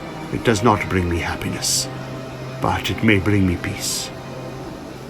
Goodbye, Commander. Goodbye, sir.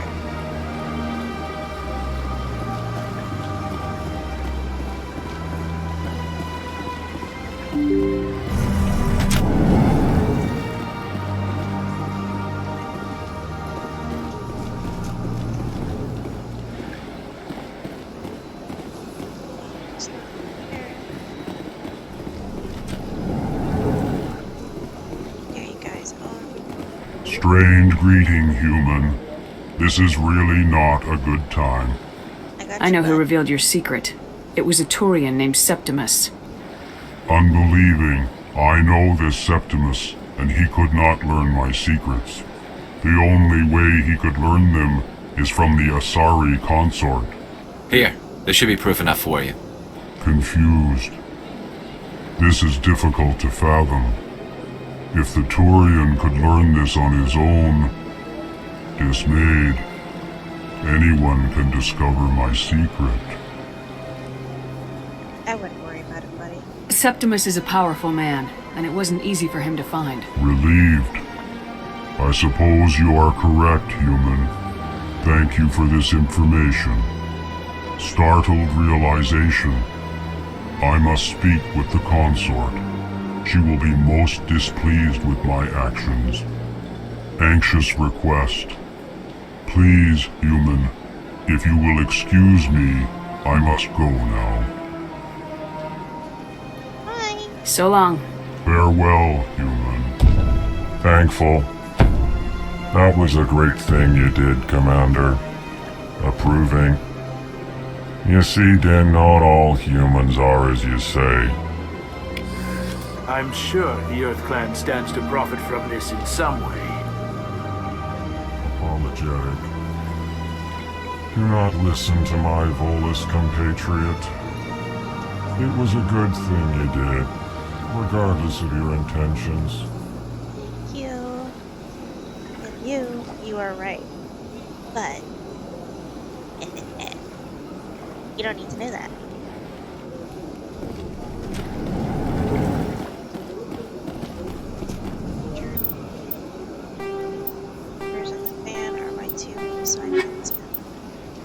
I have stuff to do for my main mission.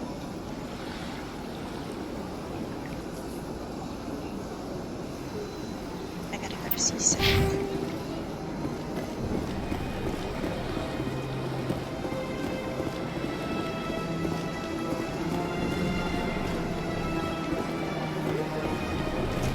My first C-Sec posting was here on the Presidium. Mostly for show, not much crime up here. It never gets dark here. They keep the artificial sunlight on at all times. They built a lake on a space station. I can't even imagine the resources needed to maintain it.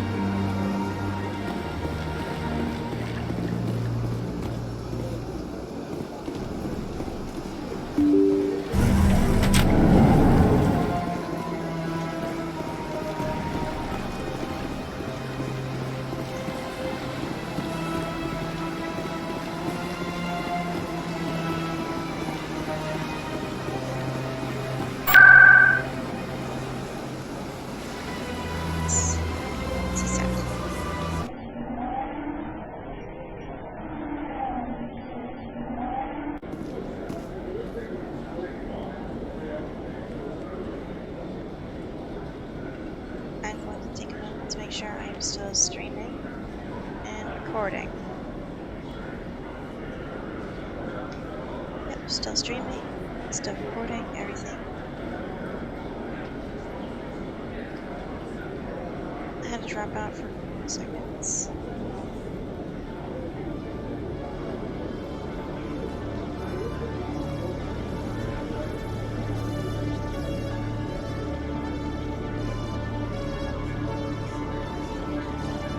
Something's fine other than that. So I'm going to continue playing for a couple of minutes and then I'll take a break.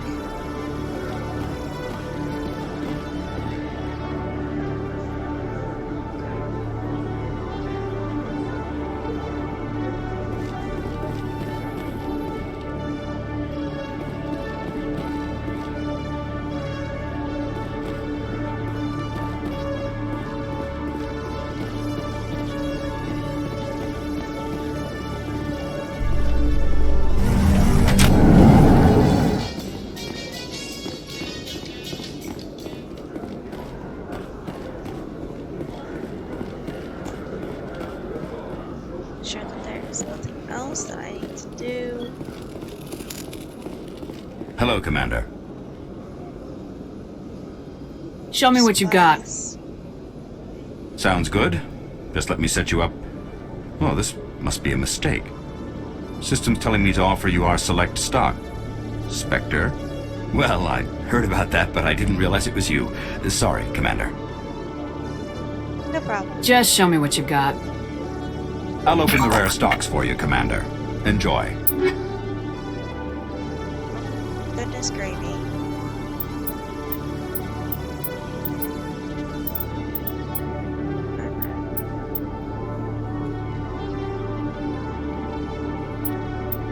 Light armor.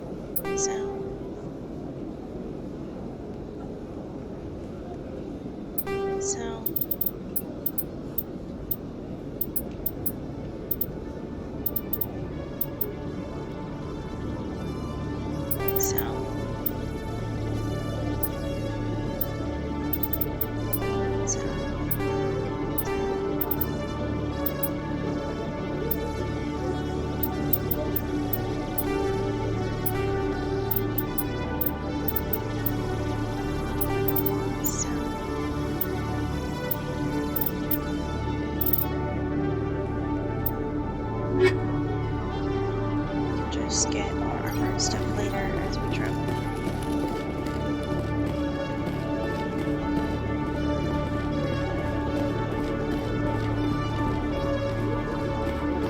In other news, Exogeny Corp is still denying reports that one of their survey teams has gone missing in the Hades Gamma Cluster. When asked why communication with the survey team was suddenly cut off last week, company officials refused to comment. Hi, Yoda. Hi, my pupper.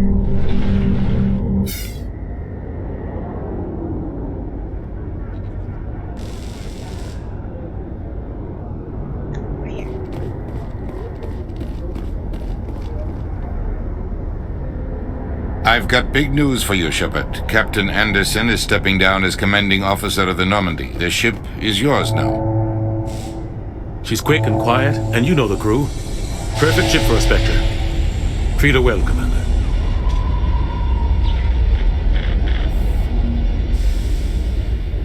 I want the truth. Why are you stepping down, sir?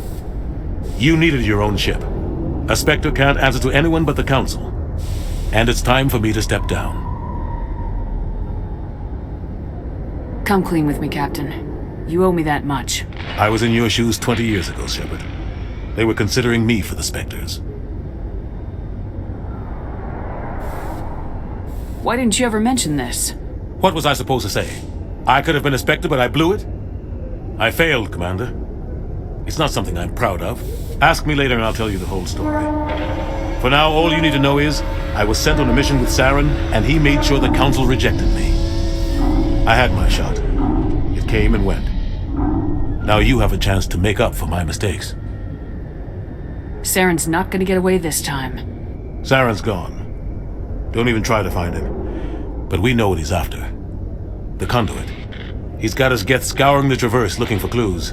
We had reports of Geth in the Pharos system shortly before our colony there dropped out of contact, and there have been sightings around Noveria. Find out what Saren was after on Pharos and Noveria. Maybe you can figure out where the conduit is before he does.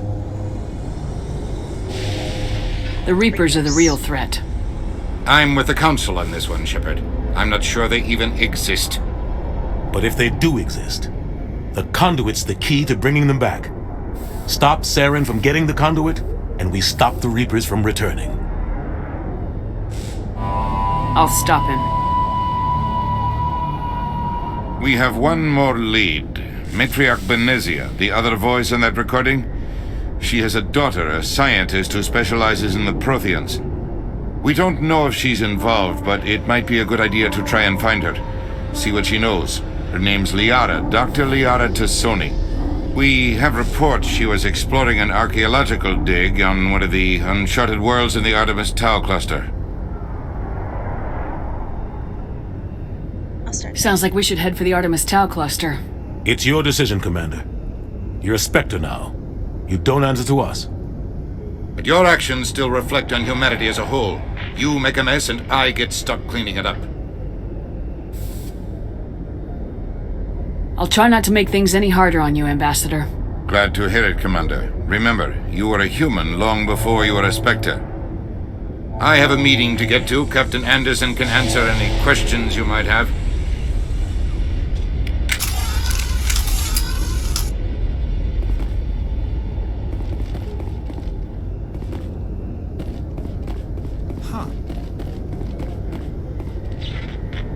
The Normandy combines the best of Alliance technology and Turian engineering.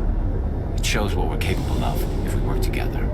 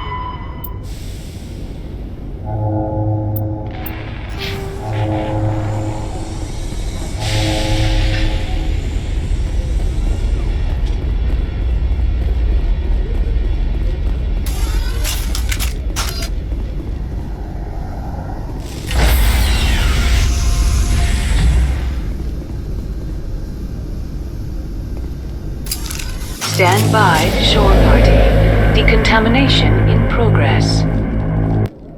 I heard what happened to Captain Anderson. Survives 100 battles and then gets taken down by backroom politics. Just watch your back, Commander. Things go bad on this mission, you're next on their chopping block. Captain Anderson should be the one in charge. It's like I'm stealing the ship from him. Yeah, the captain got screwed. But it's not like you could have stopped it. Nobody's blaming you. Everyone on this ship's behind you, Commander. 100%. Intercom's open. If you got anything you want to say to the crew, now's the time.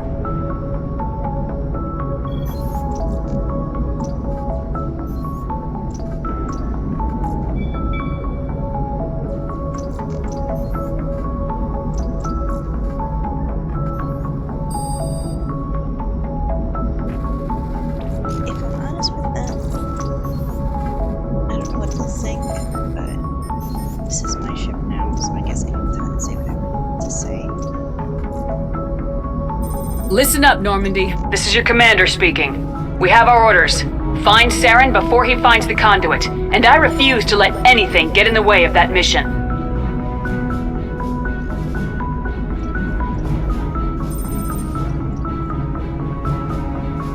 We all know what happened on Eden Prime. We saw the destruction. We saw the bodies. We saw what Saren did, and I plan to make him pay.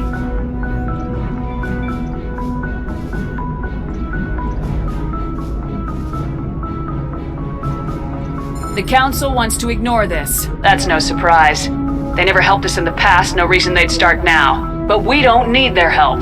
We can do this on our own. Our enemy knows we're coming. When we go into the Traverse, Saren's followers will be waiting for us. But we'll be ready for them, too.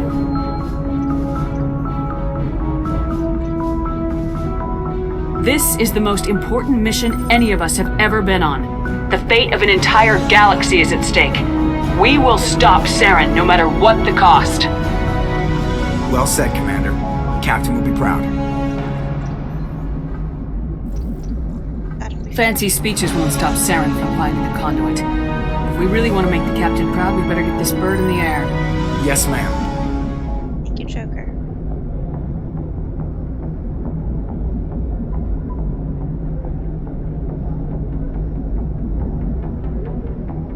Commander, something you need?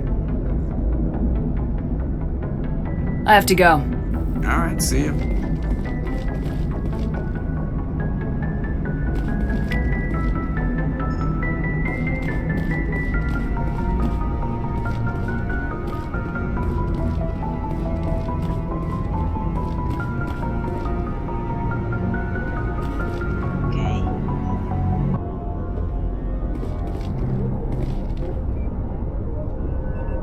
If anyone has to take over for Captain Anderson, I'm glad it's you. I'm not sure about having non-humans on our ship, though. I'm in charge here, Presley. I decide if we have non-humans on this vessel. Yes, ma'am. Understood, ma'am. Thank you. Speak freely, Presley. I want to know if you have a problem with non-humans. It's not that, Commander. Humanity has always handled its own problems. Saren attacked one of our colonies. We should be the ones to stop him. We don't need their help.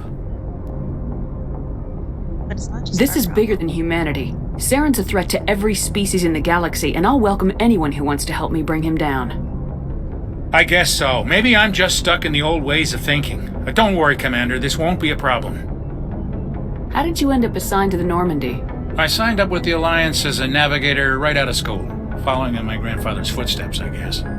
My first posting was on the Agincourt. We were at Elysium during the Skillian Blitz. A massive fleet of alien raiders hit the colony, trying to wipe it out. They had the numbers, but their ships were no match for an Alliance frigate. It was a slaughter.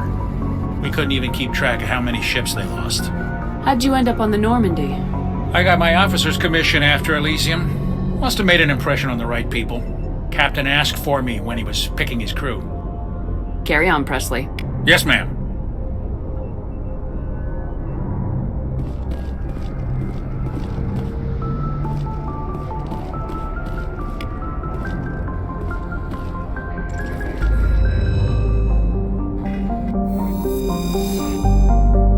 It's mostly constructed by the long-extinct. Some deep space station serves as the capital of the Citadel Council. Gravity is simulated through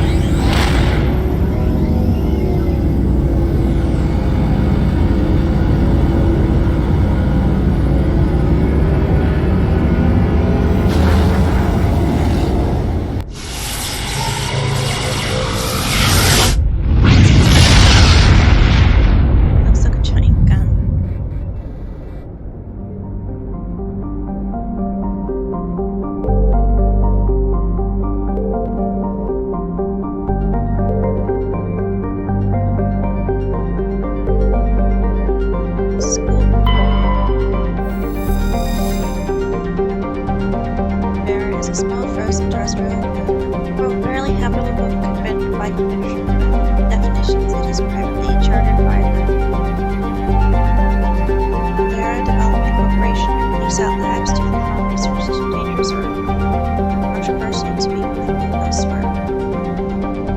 Given Vera's unique station, it is the source of many wild conspiracy theories.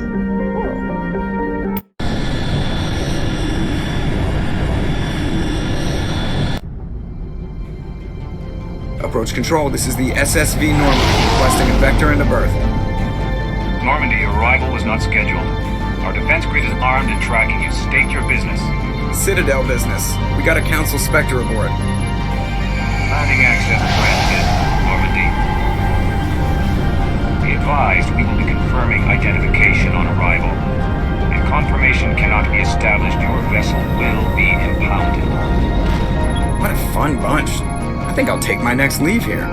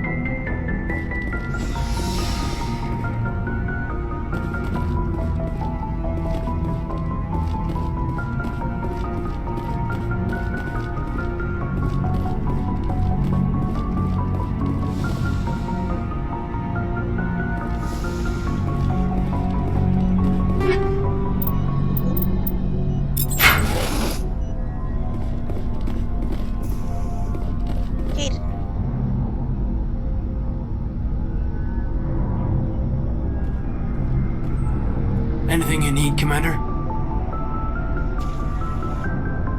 Just trying to get a sense of where the crew's at. Thoughts? I've wasted enough of your time for now, Commander. We'll have time for personal debriefings later. What's your opinion on the last mission? I don't see how we could have done things any better. At least not without getting to Eden Prime sooner. And we were on the scene faster than any other Alliance ship could have been. We'll talk another time, Lieutenant. Commander?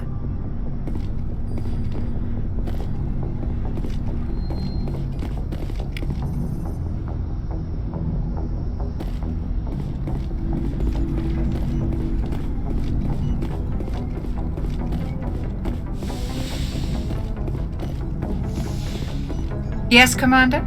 Is there something you need? How well do you know the Lieutenant? I'd never worked with him before this mission. But he has an impressive service record, over a dozen special commendations. Tends to keep to himself, though. Maybe because of the headaches. It's not easy being an L2. How did you end up serving on an Alliance ship? I enlisted right out of med school. Earth always seemed boring to me. Too safe, too secure. I figured the colonies were teeming with exotic adventure. I wanted to travel the stars, tending the wounds of tough soldiers with piercing eyes and sensitive souls. Turns out military life isn't quite as romantic as I'd imagined. But humanity needs the Alliance if we want to keep expanding through the Traverse, and the Alliance always needs good doctors. So I stayed on to do my part. Ever think you made the wrong choice? Sometimes I think about opening a private practice back on Earth, or maybe taking a position at one of the new med centers out in the colonies. But there's something special about working on soldiers. If I left the Alliance now, I'd feel like I was abandoning them. I should go. Goodbye, Commander.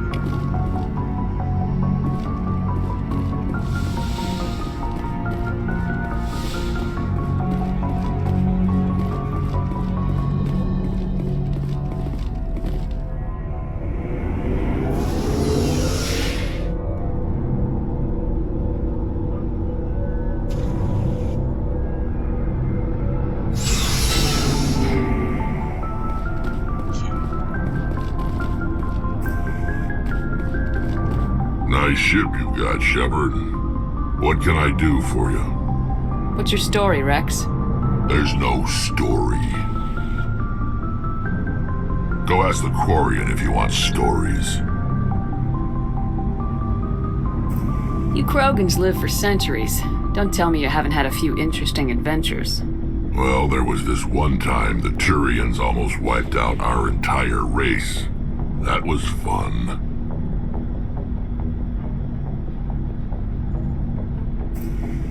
I heard about that. You know, they almost did the same to us. It's not the same. Seems similar enough to me. So your people were infected with a genetic mutation? An infection that makes only a few in 1,000 children survive birth? And I suppose it's destroying your entire species? I suppose it isn't all the same. I don't expect you to understand, but don't compare humanity's fate with the Krogan. Sorry, Rex. I wasn't trying to get you upset. Your ignorance doesn't upset me, Shepard. As for the Krogan, I gave up on them long ago. The genophage infected us, but it's not what's killing us.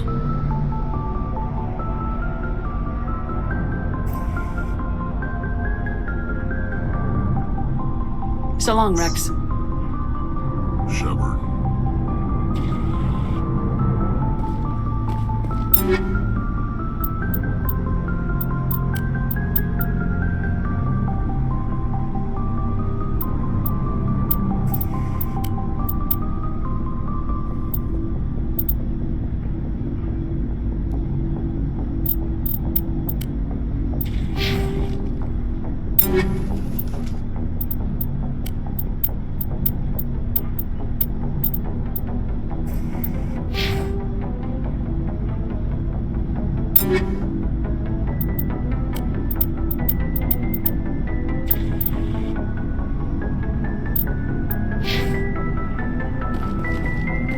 Commander?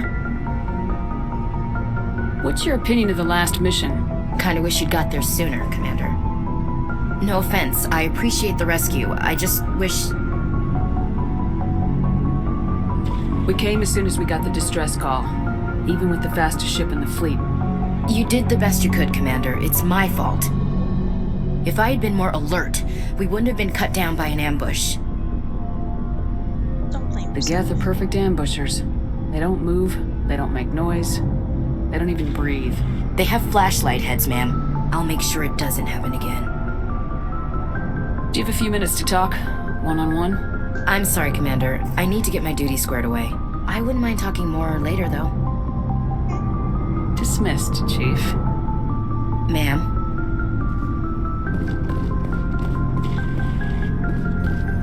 Thanks for bringing me on board, Commander.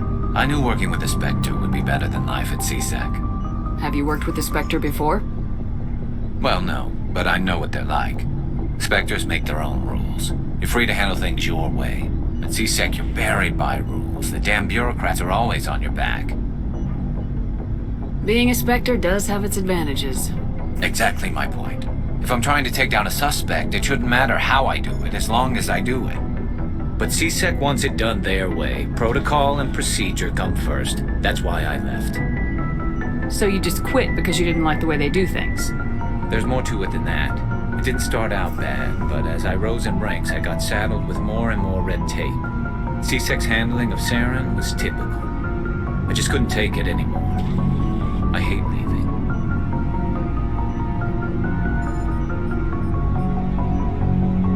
I hope you made the right choice. I'd hate for you to regret it later. Well, that's sort of why I teamed up with you. It's a chance for me to get off the Citadel, see how things are done outside CSEC. Either way, I plan to make the most of this. And without CSEC headquarters looking over my shoulder, well, maybe I can get the job done my way for a change. As long as you do your job well, you're free to go about your business as you see fit. Thank you, Commander. I like you, bud.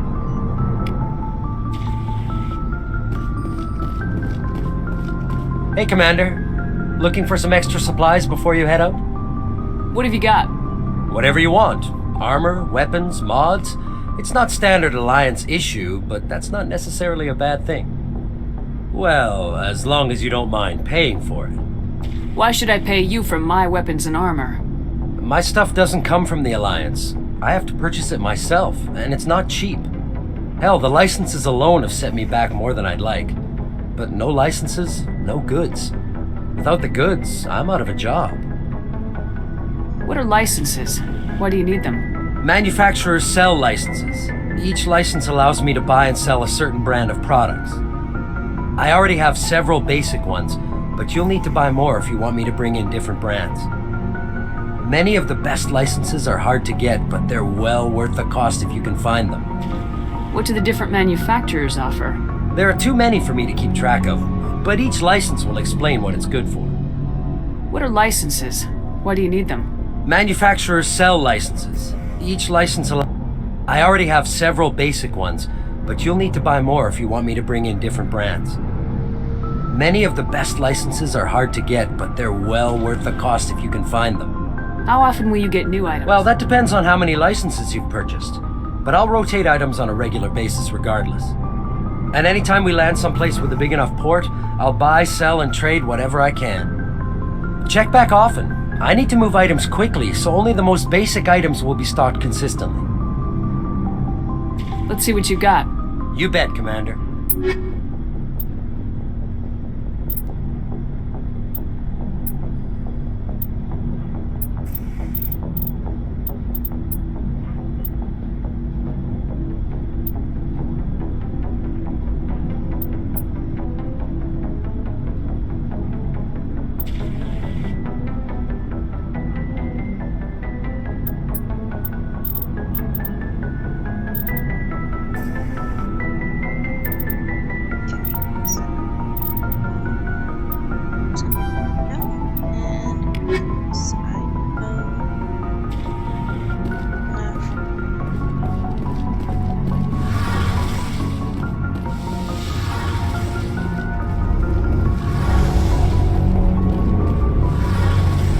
Your ship's amazing, Shepard. I've never seen a drive core like this before. I can't believe you were able to fit it into a ship this small. I'm starting to understand why you humans have been so successful. I had no idea Alliance vessels were so advanced. The Normandy's a prototype, cutting-edge technology. A month ago, I was patching a makeshift fuel line into a converted tug ship in the flotilla. Now, I'm sitting on board one of the most advanced vessels in Citadel space. I have to thank you again for bringing me along. Traveling on a vessel like this is a dream come true for me. I had no idea you found ship technology so interesting. It comes with being a Quarian. The migrant fleet is the key to the survival of my people. Ships are our most valuable resource. But we don't have anything like this. We make do with cast-offs and second-hand equipment.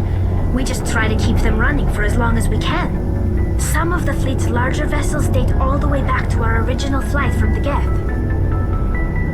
I can't believe your fleet's still using ships that are 3 centuries old. They're constantly being repaired, modified, and refitted. They aren't pretty, but they work. Mostly. We've tried to make ourselves as independent as possible on the flotilla, grow our own food, mine, and process our own fuel. But some things we just can't make on our own. A patch to maintain the hull integrity requires raw materials we just don't have. That's why our pilgrimages are so important. I actually really admire your self-sufficiency. I want to know more about the pilgrimage. When my people reach maturity, we leave our birth ships and seek acceptance with a new crew. It's necessary to maintain genetic diversity among the fleet. But no ship wants to accept someone who will be a burden on them. So, to prove our worth, we embark on a pilgrimage. We set out alone, leaving the flotilla and our families behind us. We only return once we have found something of value we can bring back to the fleet. This is presented as a gift to the captain of the respective ship we wish to join. If the gift is accepted, we are welcomed into the crew. Can a captain choose to reject the gift? That doesn't happen often. Most captains are eager to increase the size of their crew. It increases their own standing in our society.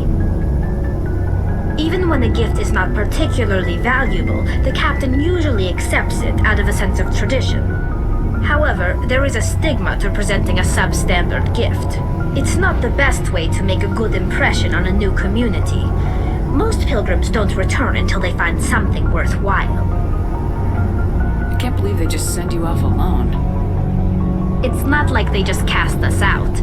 Before we leave, we are given lessons in how to survive outside the flotilla, and given gifts to help us on our journey. We also receive implants to fight off sickness and disease. Generations of living in an isolated and highly controlled environment have left our immune systems weaker than most. By the time we leave the fleet, we are well equipped for the pilgrimage. This is a rite of passage for all Quarians. If it were dangerous, our numbers would suffer.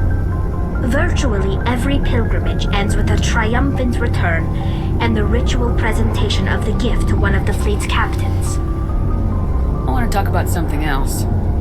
Like what? Tell me about your people. Our lives aren't easy. Resources are scarce, and we are constantly on the move. Everything we do must in some way contribute to the continuation of the migrant fleet. There are 17 million Quarians in the flotilla, and each of us relies on the others for survival. The bonds among my people are strong. Unfortunately, we have had to surrender many of the freedoms and civil liberties other species take for granted. What kind of freedoms? Well, it's illegal for parents to have more than one child. If our population grows too much, it would strain our resources to their breaking point. Of course, we also can't allow our numbers to become too few. If our population is in decline, the rule against single births is temporarily repealed. In extreme cases of population decline, incentives are even offered to encourage multiple births, though the Conclave hasn't had to take such measures in nearly a century. That's your government. The Conclave is our civilian branch of government. Each ship can elect a representative to serve on the Conclave and make decisions that affect the fleet as a whole. On matters that affect an individual ship, however, the captain has the final say. It's a tradition that dates back to the early days, when the fleet was governed by martial law. Fortunately, most captains nowadays are smart enough to have an elected council from their crew to give them advice and guidance. So the ultimate power rests with elected officials? In practice, the Conclave and the respective council for each ship tend to set the rules that govern our daily lives, but in theory we are still under military jurisdiction. The 5 top-ranking military officials in the fleet serve on the Admiralty Board. These 5 have the power to overrule any decision by the Conclave in case of emergency. To do so requires unanimous agreement among the Admiralty, and they can only do this once. After that, the entire board must resign their posts. It's a safeguard that served us well. In nearly 3 centuries, the Admiralty Board has only overruled the Conclave 4 times. That's actually really smart. I want to know more about the Geth. I doubt I can tell you anything you don't already know. It's been almost 3 centuries since they drove my people into exile. All I know is the story of their origins, what they were when we created them, and how they turned on us. Interesting. The Geth were originally created to serve as an automated manual labor force. Initially, their intelligence was as limited as any VI. Over time, we made small modifications to their programming to allow them to perform more varied and complex tasks, bringing them closer and closer to true AI status. How come the Council didn't step in and stop you? This wasn't true AI research. We may have been skirting the bounds of the law, but we never did anything that was actually illegal. The changes were so insignificant, so gradual, that we were able to control them. Or so we thought. But one thing we underestimated was the power of the neural network. 1 million Geth thinking simultaneously created an inherently unstable matrix. So the Geth share brainpower? Many of the Geth's logic systems were designed to work in concert with other nearby Geth. Basically, the more of them you have in the group, the smarter they are. So there's some sort of group consciousness? No, nothing like that. They cannot share sensory data or information. Their programming cannot handle that much simultaneous input. Each Geth maintains an individual awareness and identity. The neural network only operates on a process-based level. It's basically the synthetic equivalent of a subconscious. But when they're in close proximity, they can coordinate low-level functional processes, freeing up more capacity for original or independent thought. That doesn't make any sense. I'm probably oversimplifying. The Geth are incredibly advanced and complex creations. All you need to know is that they get smarter when they gather in large numbers. As we built more and more Geth, their effective intelligence became more sophisticated, more abstract. One day, a Geth began to ask its Quarian overseer questions about the nature of its existence. Am I alive? Why am I here? What is my purpose? As you can imagine, this caused a near panic among my people. I don't see what's so bad about those questions. The Geth were created to engage in mundane, repetitive, or dangerous manual labor. That's fine for machines, but it won't satisfy a sentient being for long. The Geth were showing signs of rudimentary self-awareness and independent thought. If the Geth were intelligent, then we were essentially using them as slaves. It was inevitable the newly sentient Geth would rebel against their situation. We knew they would rise up against us, so we acted first. A general order went out across all Quarian-controlled systems to permanently deactivate all Geth. The Geth responded to this order violently. You didn't really think they'd just let you destroy them without a fight, did you? The hope was that most of the Geth would still be little more than machines, incapable of organized resistance. But they had progressed much further than anyone anticipated. The war was long and bloody. Millions upon millions of Quarians died at their hands. In the end, we were forced to flee our own homeworld. We feared the Geth would pursue us, but they never came beyond the veil. Now we drift through space, exile searching for a way to reclaim what was once ours.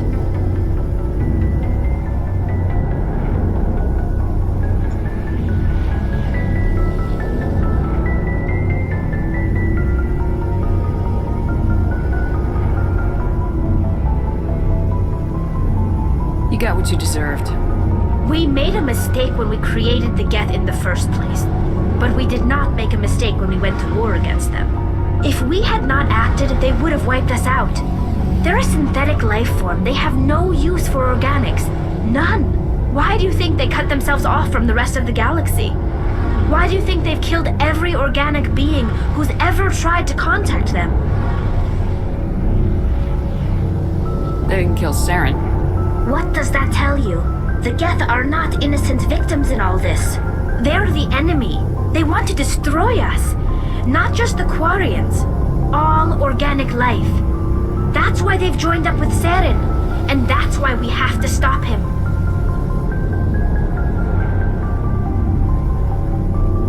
Okay, I should go. See you later.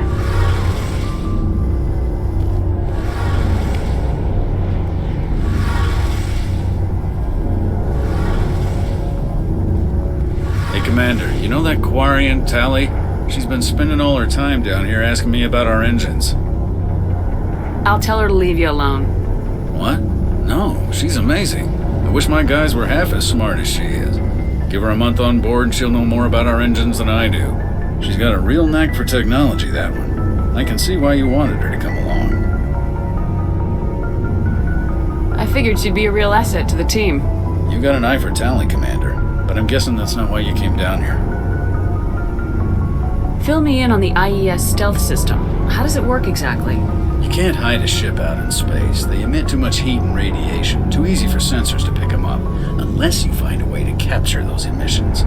So our stealth systems trap the energy we give off in storage sinks built into the ship itself. No emissions to give away our location. Eventually the sinks have to be vented. More than a few hours silent running and they overheat. Cook us inside our own hull. There's no way for anyone to detect us? A visual scan can still pick us up. Anyone looking out a window can see us plain as day. But you have to be pretty close to get an actual visual out in space. Most vessels rely on scanners. As long as the stealth systems are engaged, they can't see us. Not unless we accelerate to FTL speeds. Why doesn't it work with faster-than-light travel? Cranking up to FTL blue shifts our emissions, pushes them into frequencies too high to capture in the sinks. As soon as we make the jump, it's like setting off a flare. Sensors can pick up our location whenever we enter or exit FTL flight, but for short-range missions, our stealth systems are amazing, and we've got the only one. I want to know more about the Normandy. She's the best ship I've ever served on, probably the fastest vessel ever designed. And she's the only one using the new Tantalus drive core. What's so special about the Tantalus drive core? Proportionally, it's about twice the size of any other vessel. Not only are we faster, we can run at FTL speeds longer before we have to discharge the core. Where else have you served, Adams? If you name a class of Alliance ship, I've probably served on it. Everything from dreadnoughts and carriers right down to frigates like the Normandy. My last assignment was on the Tokyo, only a cruiser, but she was a good ship. Couldn't hold a candle to the Normandy, though. Carry on, Adams. Aye, aye, Commander.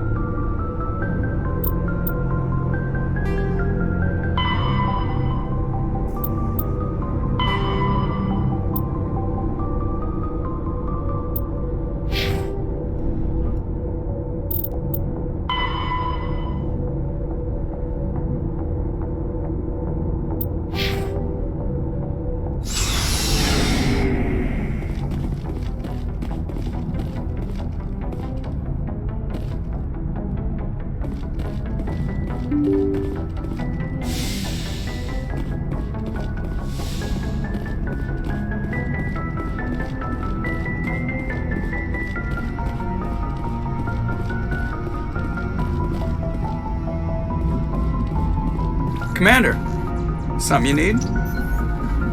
How's the Normandy performing? Is she everything they said she'd be? She's the best ship in the fleet, if you've got a pilot who knows how to handle her. Balance isn't what you'd expect. Takes a while to get used to that oversized drive core we got stuffed in the back, and her power can sneak up on you if you're not careful. The Normandy's probably too much ship for your average Alliance pilot, Commander. Lucky for you, I'm anything but average. I like to know my crew.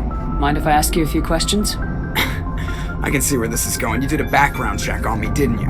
Well, I'll tell you the same thing I told the captain. You want me as your pilot. I'm not good. I'm not even great. I am the best damn helmsman in the Alliance fleet. Top of my class in flight school, I earned that. All those commendations in my file, I earned every single one. Those weren't given to me as charity for my disease. What are you talking about? Are you sick? You mean you didn't know? Oh, crap. Okay, I've got Vrolik's syndrome, brittle bone disease. The bones in my legs never develop properly. They're basically hollow, too much force and they'll shatter. Even with crutches and my leg braces, it's hard to get around. One wrong step and crack! It's very dramatic, but I've learned to manage my condition, Commander. Put the Normandy in my hands and I'll make her dance for you. Just don't ask me to get up and dance unless, you like the sound of snapping shin bones. Why does everyone call you Joker? It's a lot shorter than saying Alliance Flight Lieutenant Jeff Moreau. Plus, I love to make little children laugh. I was just thinking how much you remind me of Santa Claus. Look, I didn't pick the name. One of the instructors in flight school used to bug me about never smiling. She started calling me Joker, and it stuck. Why didn't you ever smile? Hey, I worked my ass off in flight school, Commander. The world's not gonna hand you anything if you go around grinning like an idiot. By the end of the year, I was the best pilot in the academy, even better than the instructors, and everybody knew it. They'd all got their asses kicked by the sickly kid with the creaky little legs. One guess who was smiling at graduation? I need to know more about this Vrolix syndrome if I'm putting my ship in your hands. Yeah, of course you do. It's an extremely rare condition. Nobody knows exactly what causes it. Genetic, maybe. It's treatable, but there's no cure. They classify my case as moderate to severe. I was born with over a dozen fractures, hip, thighs, ankles. My bones were already breaking in the womb. 100 years ago, I wouldn't have survived past my first year. Lucky for me, modern medical science has turned me into a productive member of society.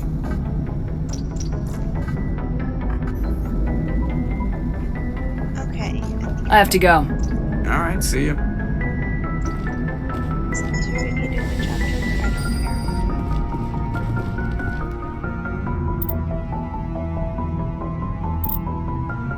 Spend some time.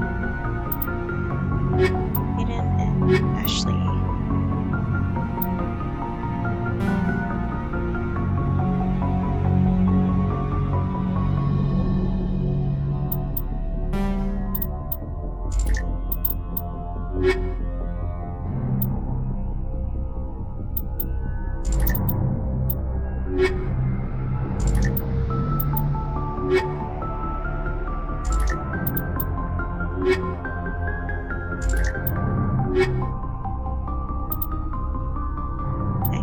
Ashley and Tally, and then next time Caden and Eris. Maybe. Equalizing interior pressure with exterior atmosphere. Logged. The commanding officer is ashore. Exo Presley has the deck.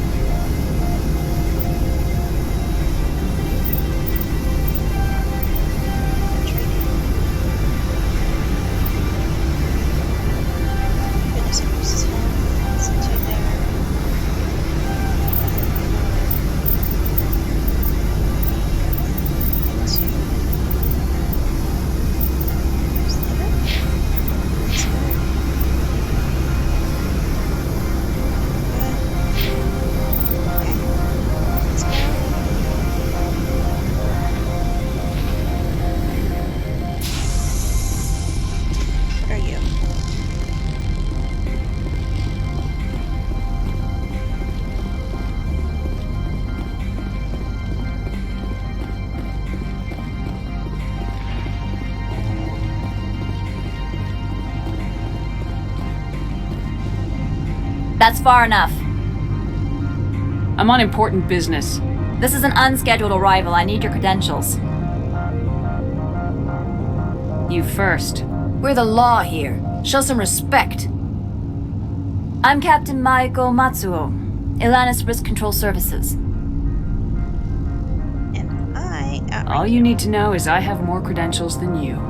They plan to be trouble, ma'am. I can't let you enter the port area without confirmation of your identity. Sergeant Sterling, secure their weapons. Back away, nice and slow. Nobody takes my weapon. Charge and lock! We're authorized to use lethal force. You have to the count of 3 to surrender your weapons. 1, 2, 3. Captain Matsuo, stand down!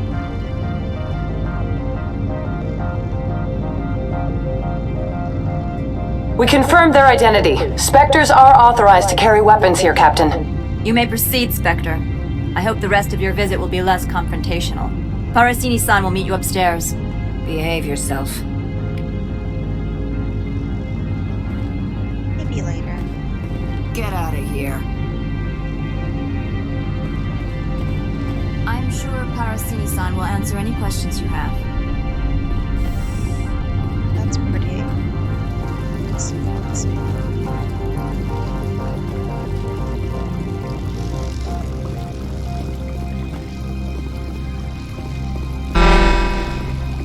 I am Gianna Parasini, assistant to Administrator Analeas. We apologize for the incident in the docking bay. Someone piss in your security chief's coffee today? She takes her job seriously. She is a valuable asset to the company. One of my duties is orientation of new arrivals. Do you have any questions? Pretty heavy security for such a small port. The executive board does everything in its power to protect the privacy of our client corporations. I'm not here to dig out any corporate secrets. That's gratifying to hear.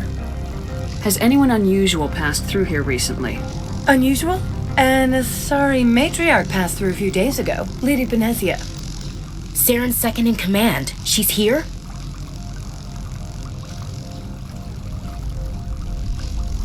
Passed through? Where is she now? Benezia left for the Peak 15 research complex days ago. To the best of my knowledge, she's still there. Good. Give us directions and we'll be on our way. You'll need to ask Administrator Analeas for clearance to leave this port. Where can I find the Administrator? His office is on the main level, left at the top of the elevator. Understood. Can we go in now? Of course. If you need any help, you can ask me at the Administrator's office.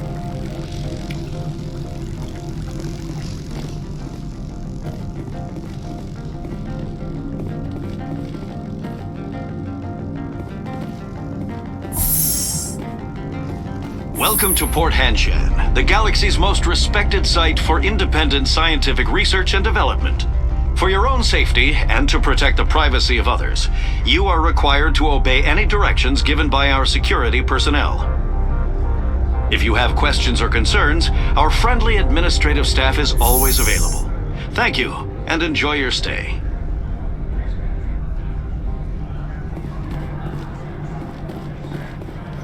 The managers warned us about you.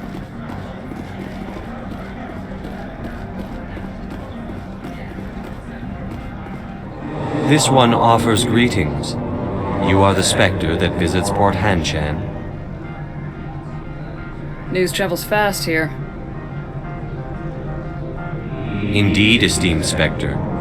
Your arrival was not greeted with any joy by the companies here. This one has a burden that you could ease. If an arrangement could be made, it would compensate you. This one has procured a special item for a customer. The item is not permitted within the station, but you could bring it through customs. You want me to use my status to smuggle for you? That is not inaccurate. I have no problem with that. This one humbly thanks the Spectre. The package will be delivered to your vessel. All you need do is bring it to this one. Please do not mention this to Administrator Analeas. That one would levy fees. Is there anything else this one might help you with? Could I buy something now? Is there anything in particular the Spectre is looking for?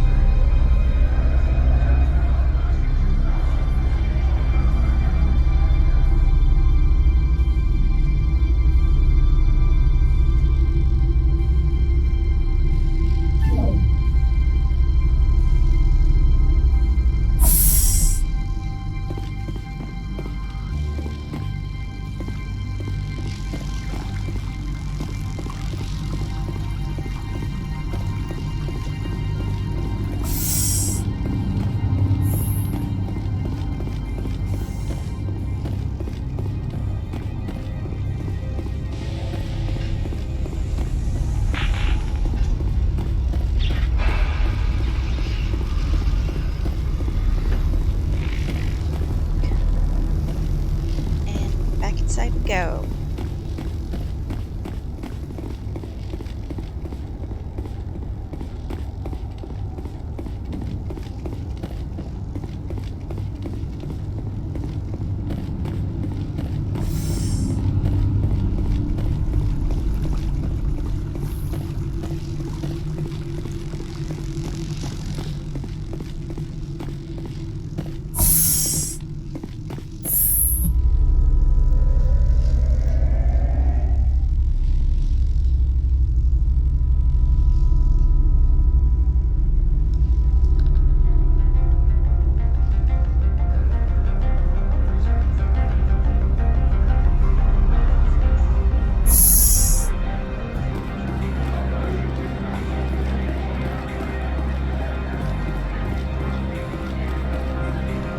Greetings, Spectre.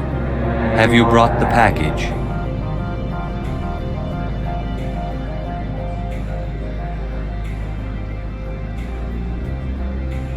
Here you are. The Spectre has done a great service for this one. From the deepness of light, it thanks you. This one promised compensation for services rendered. It humbly suggests that a sum of 250 credits would be most appropriate.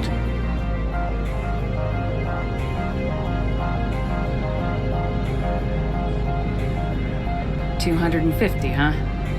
The Hanar government is communistic, right? Then this business is concluded. Is there anything else the other should like? I'm just browsing right now. This one awaits your return.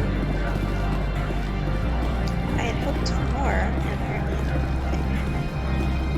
I'm on duty, Spectre. I shouldn't be talking to you.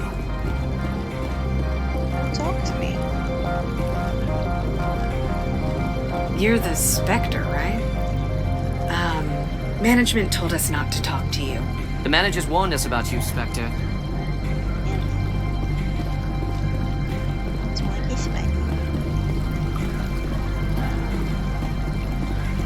Don't make us regret letting you keep those guns. I make you do just about anything right now.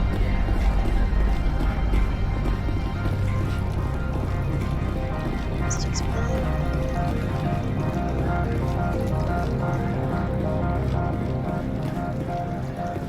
anything importante here? Ooh, what this?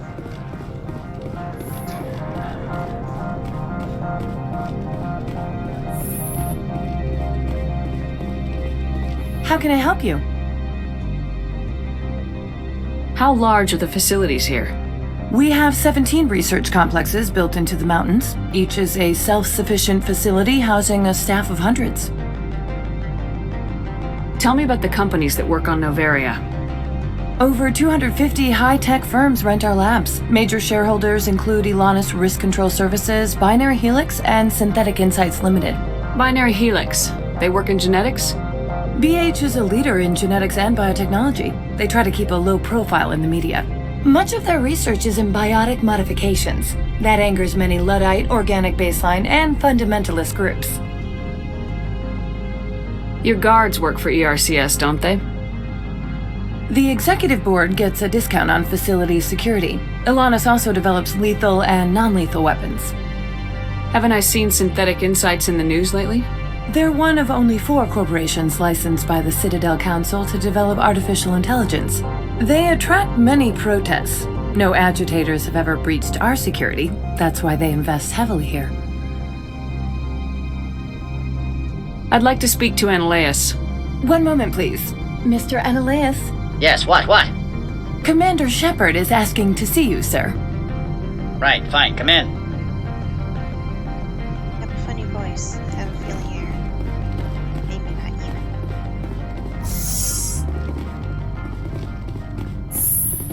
You will excuse me if I don't stand up. I have no time to entertain refugees from that urban blight called Earth.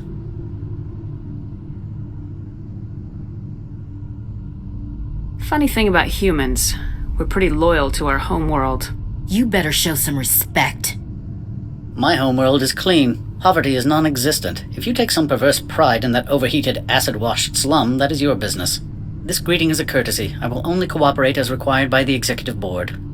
Businesses come here to avoid the second-guessing of galactic law. Are you telling me you have no safety protocols?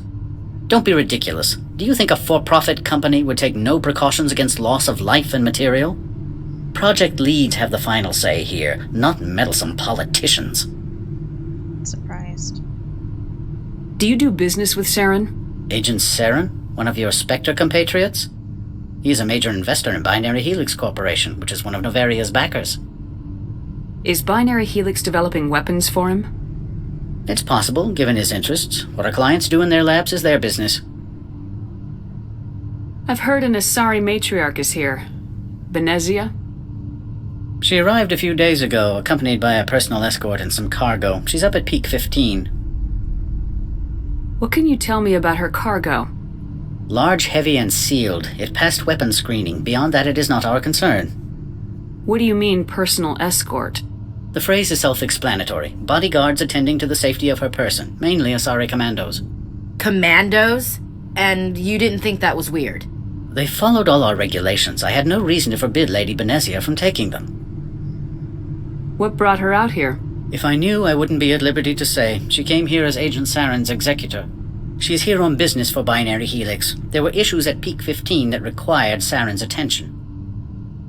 I'd like to see her, immediately. I'm afraid that you cannot. Peak 15 is a private facility in the Skadi Mountains. Regardless, there is a blizzard in the area. Shuttles are grounded and surface access has been cut off. Surface access, you say? Cut off, I said. The roads are not suitable for travel. Don't make an issue of this, Shepard. Let him be stubborn, Shepard. I'm sure someone else here is willing to help us. Back to my other questions. Every minute of my time you waste costs the company 12 credits. I will keep a running tally. Aren't you just a lovely jackass? Goodbye. I have no more questions at this time. Good. I received a dozen urgent messages while you dithered about. I wish I could do something nice to you. That would make my day.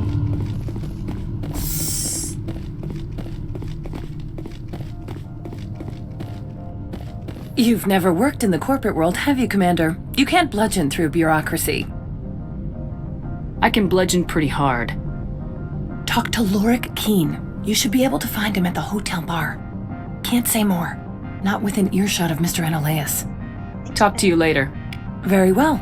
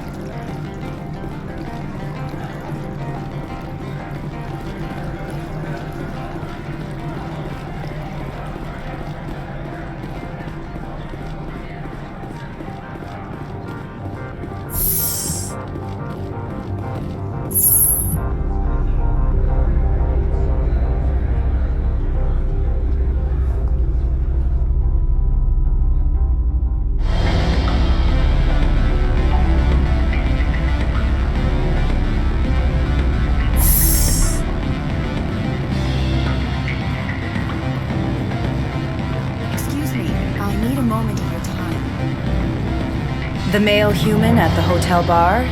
He's a sales rep for Binary Helix. His name is Rafael Vargas. I need you to speak with him. Do you know who I am? Everyone here knows who you are, Dullstone. That makes you ideal for my job. You are a known quantity, or so Vargas will think. He will assume you are here to investigate his company's dirty laundry. That will distract him from my real intentions. Strange people skulking in corners have gotten me in trouble before. I represent the Aramali City Council on Pessia. Our town is known for its biotic amp crafters. What's your interest in Binary Helix? They do genetics work. Much of BH's work relates to biotics. There are rumors that the Novaria branch has flown in Asari biotics. Powerful ones. Commandos, to be specific. They want to assess any potential risk to Asari copyrights. You will present yourself as a buyer, on behalf of the Spectres or the Alliance, discuss their military enhancement programs. Your real objective will be to distract him. I will give you a device that will crack into his personal wireless network. It will upload a variety of monitoring viruses. They will infiltrate Binary Helix when he logs onto their intranet. What's in it for me? Money, of course. I would be well paid for this. So would you. 500 credits. Interesting plan. I'm in. Excellent. Here is the cracking device. You will know it is done when it beeps. I have assembled a dossier on Vargas. If you would like, I could brief you on his behavior patterns. Tell me what you know about Vargas. He is impatient with those who waste his time. I tried to get him distracted and off topic. He concluded I was not interested in his company's services. I noticed he has a tell. When a topic makes him nervous or uncomfortable, he has a tendency to rub the back of his neck. If you see that, press him on the subject. It may distract him enough to keep him talking. I'll go see him now. I hope to hear from you soon.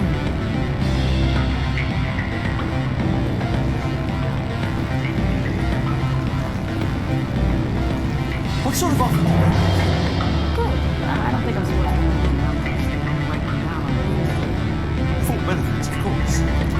No, I'm sure the company takes care of its own. Full insurance, vacation, subsidized housing. After a year, they start getting stock options. You hear about the resort then? And the equator? Bounce packing, diving, incredibly acid field. It's just from Ireland. You're the Spectre, right? Management told us not to talk to you.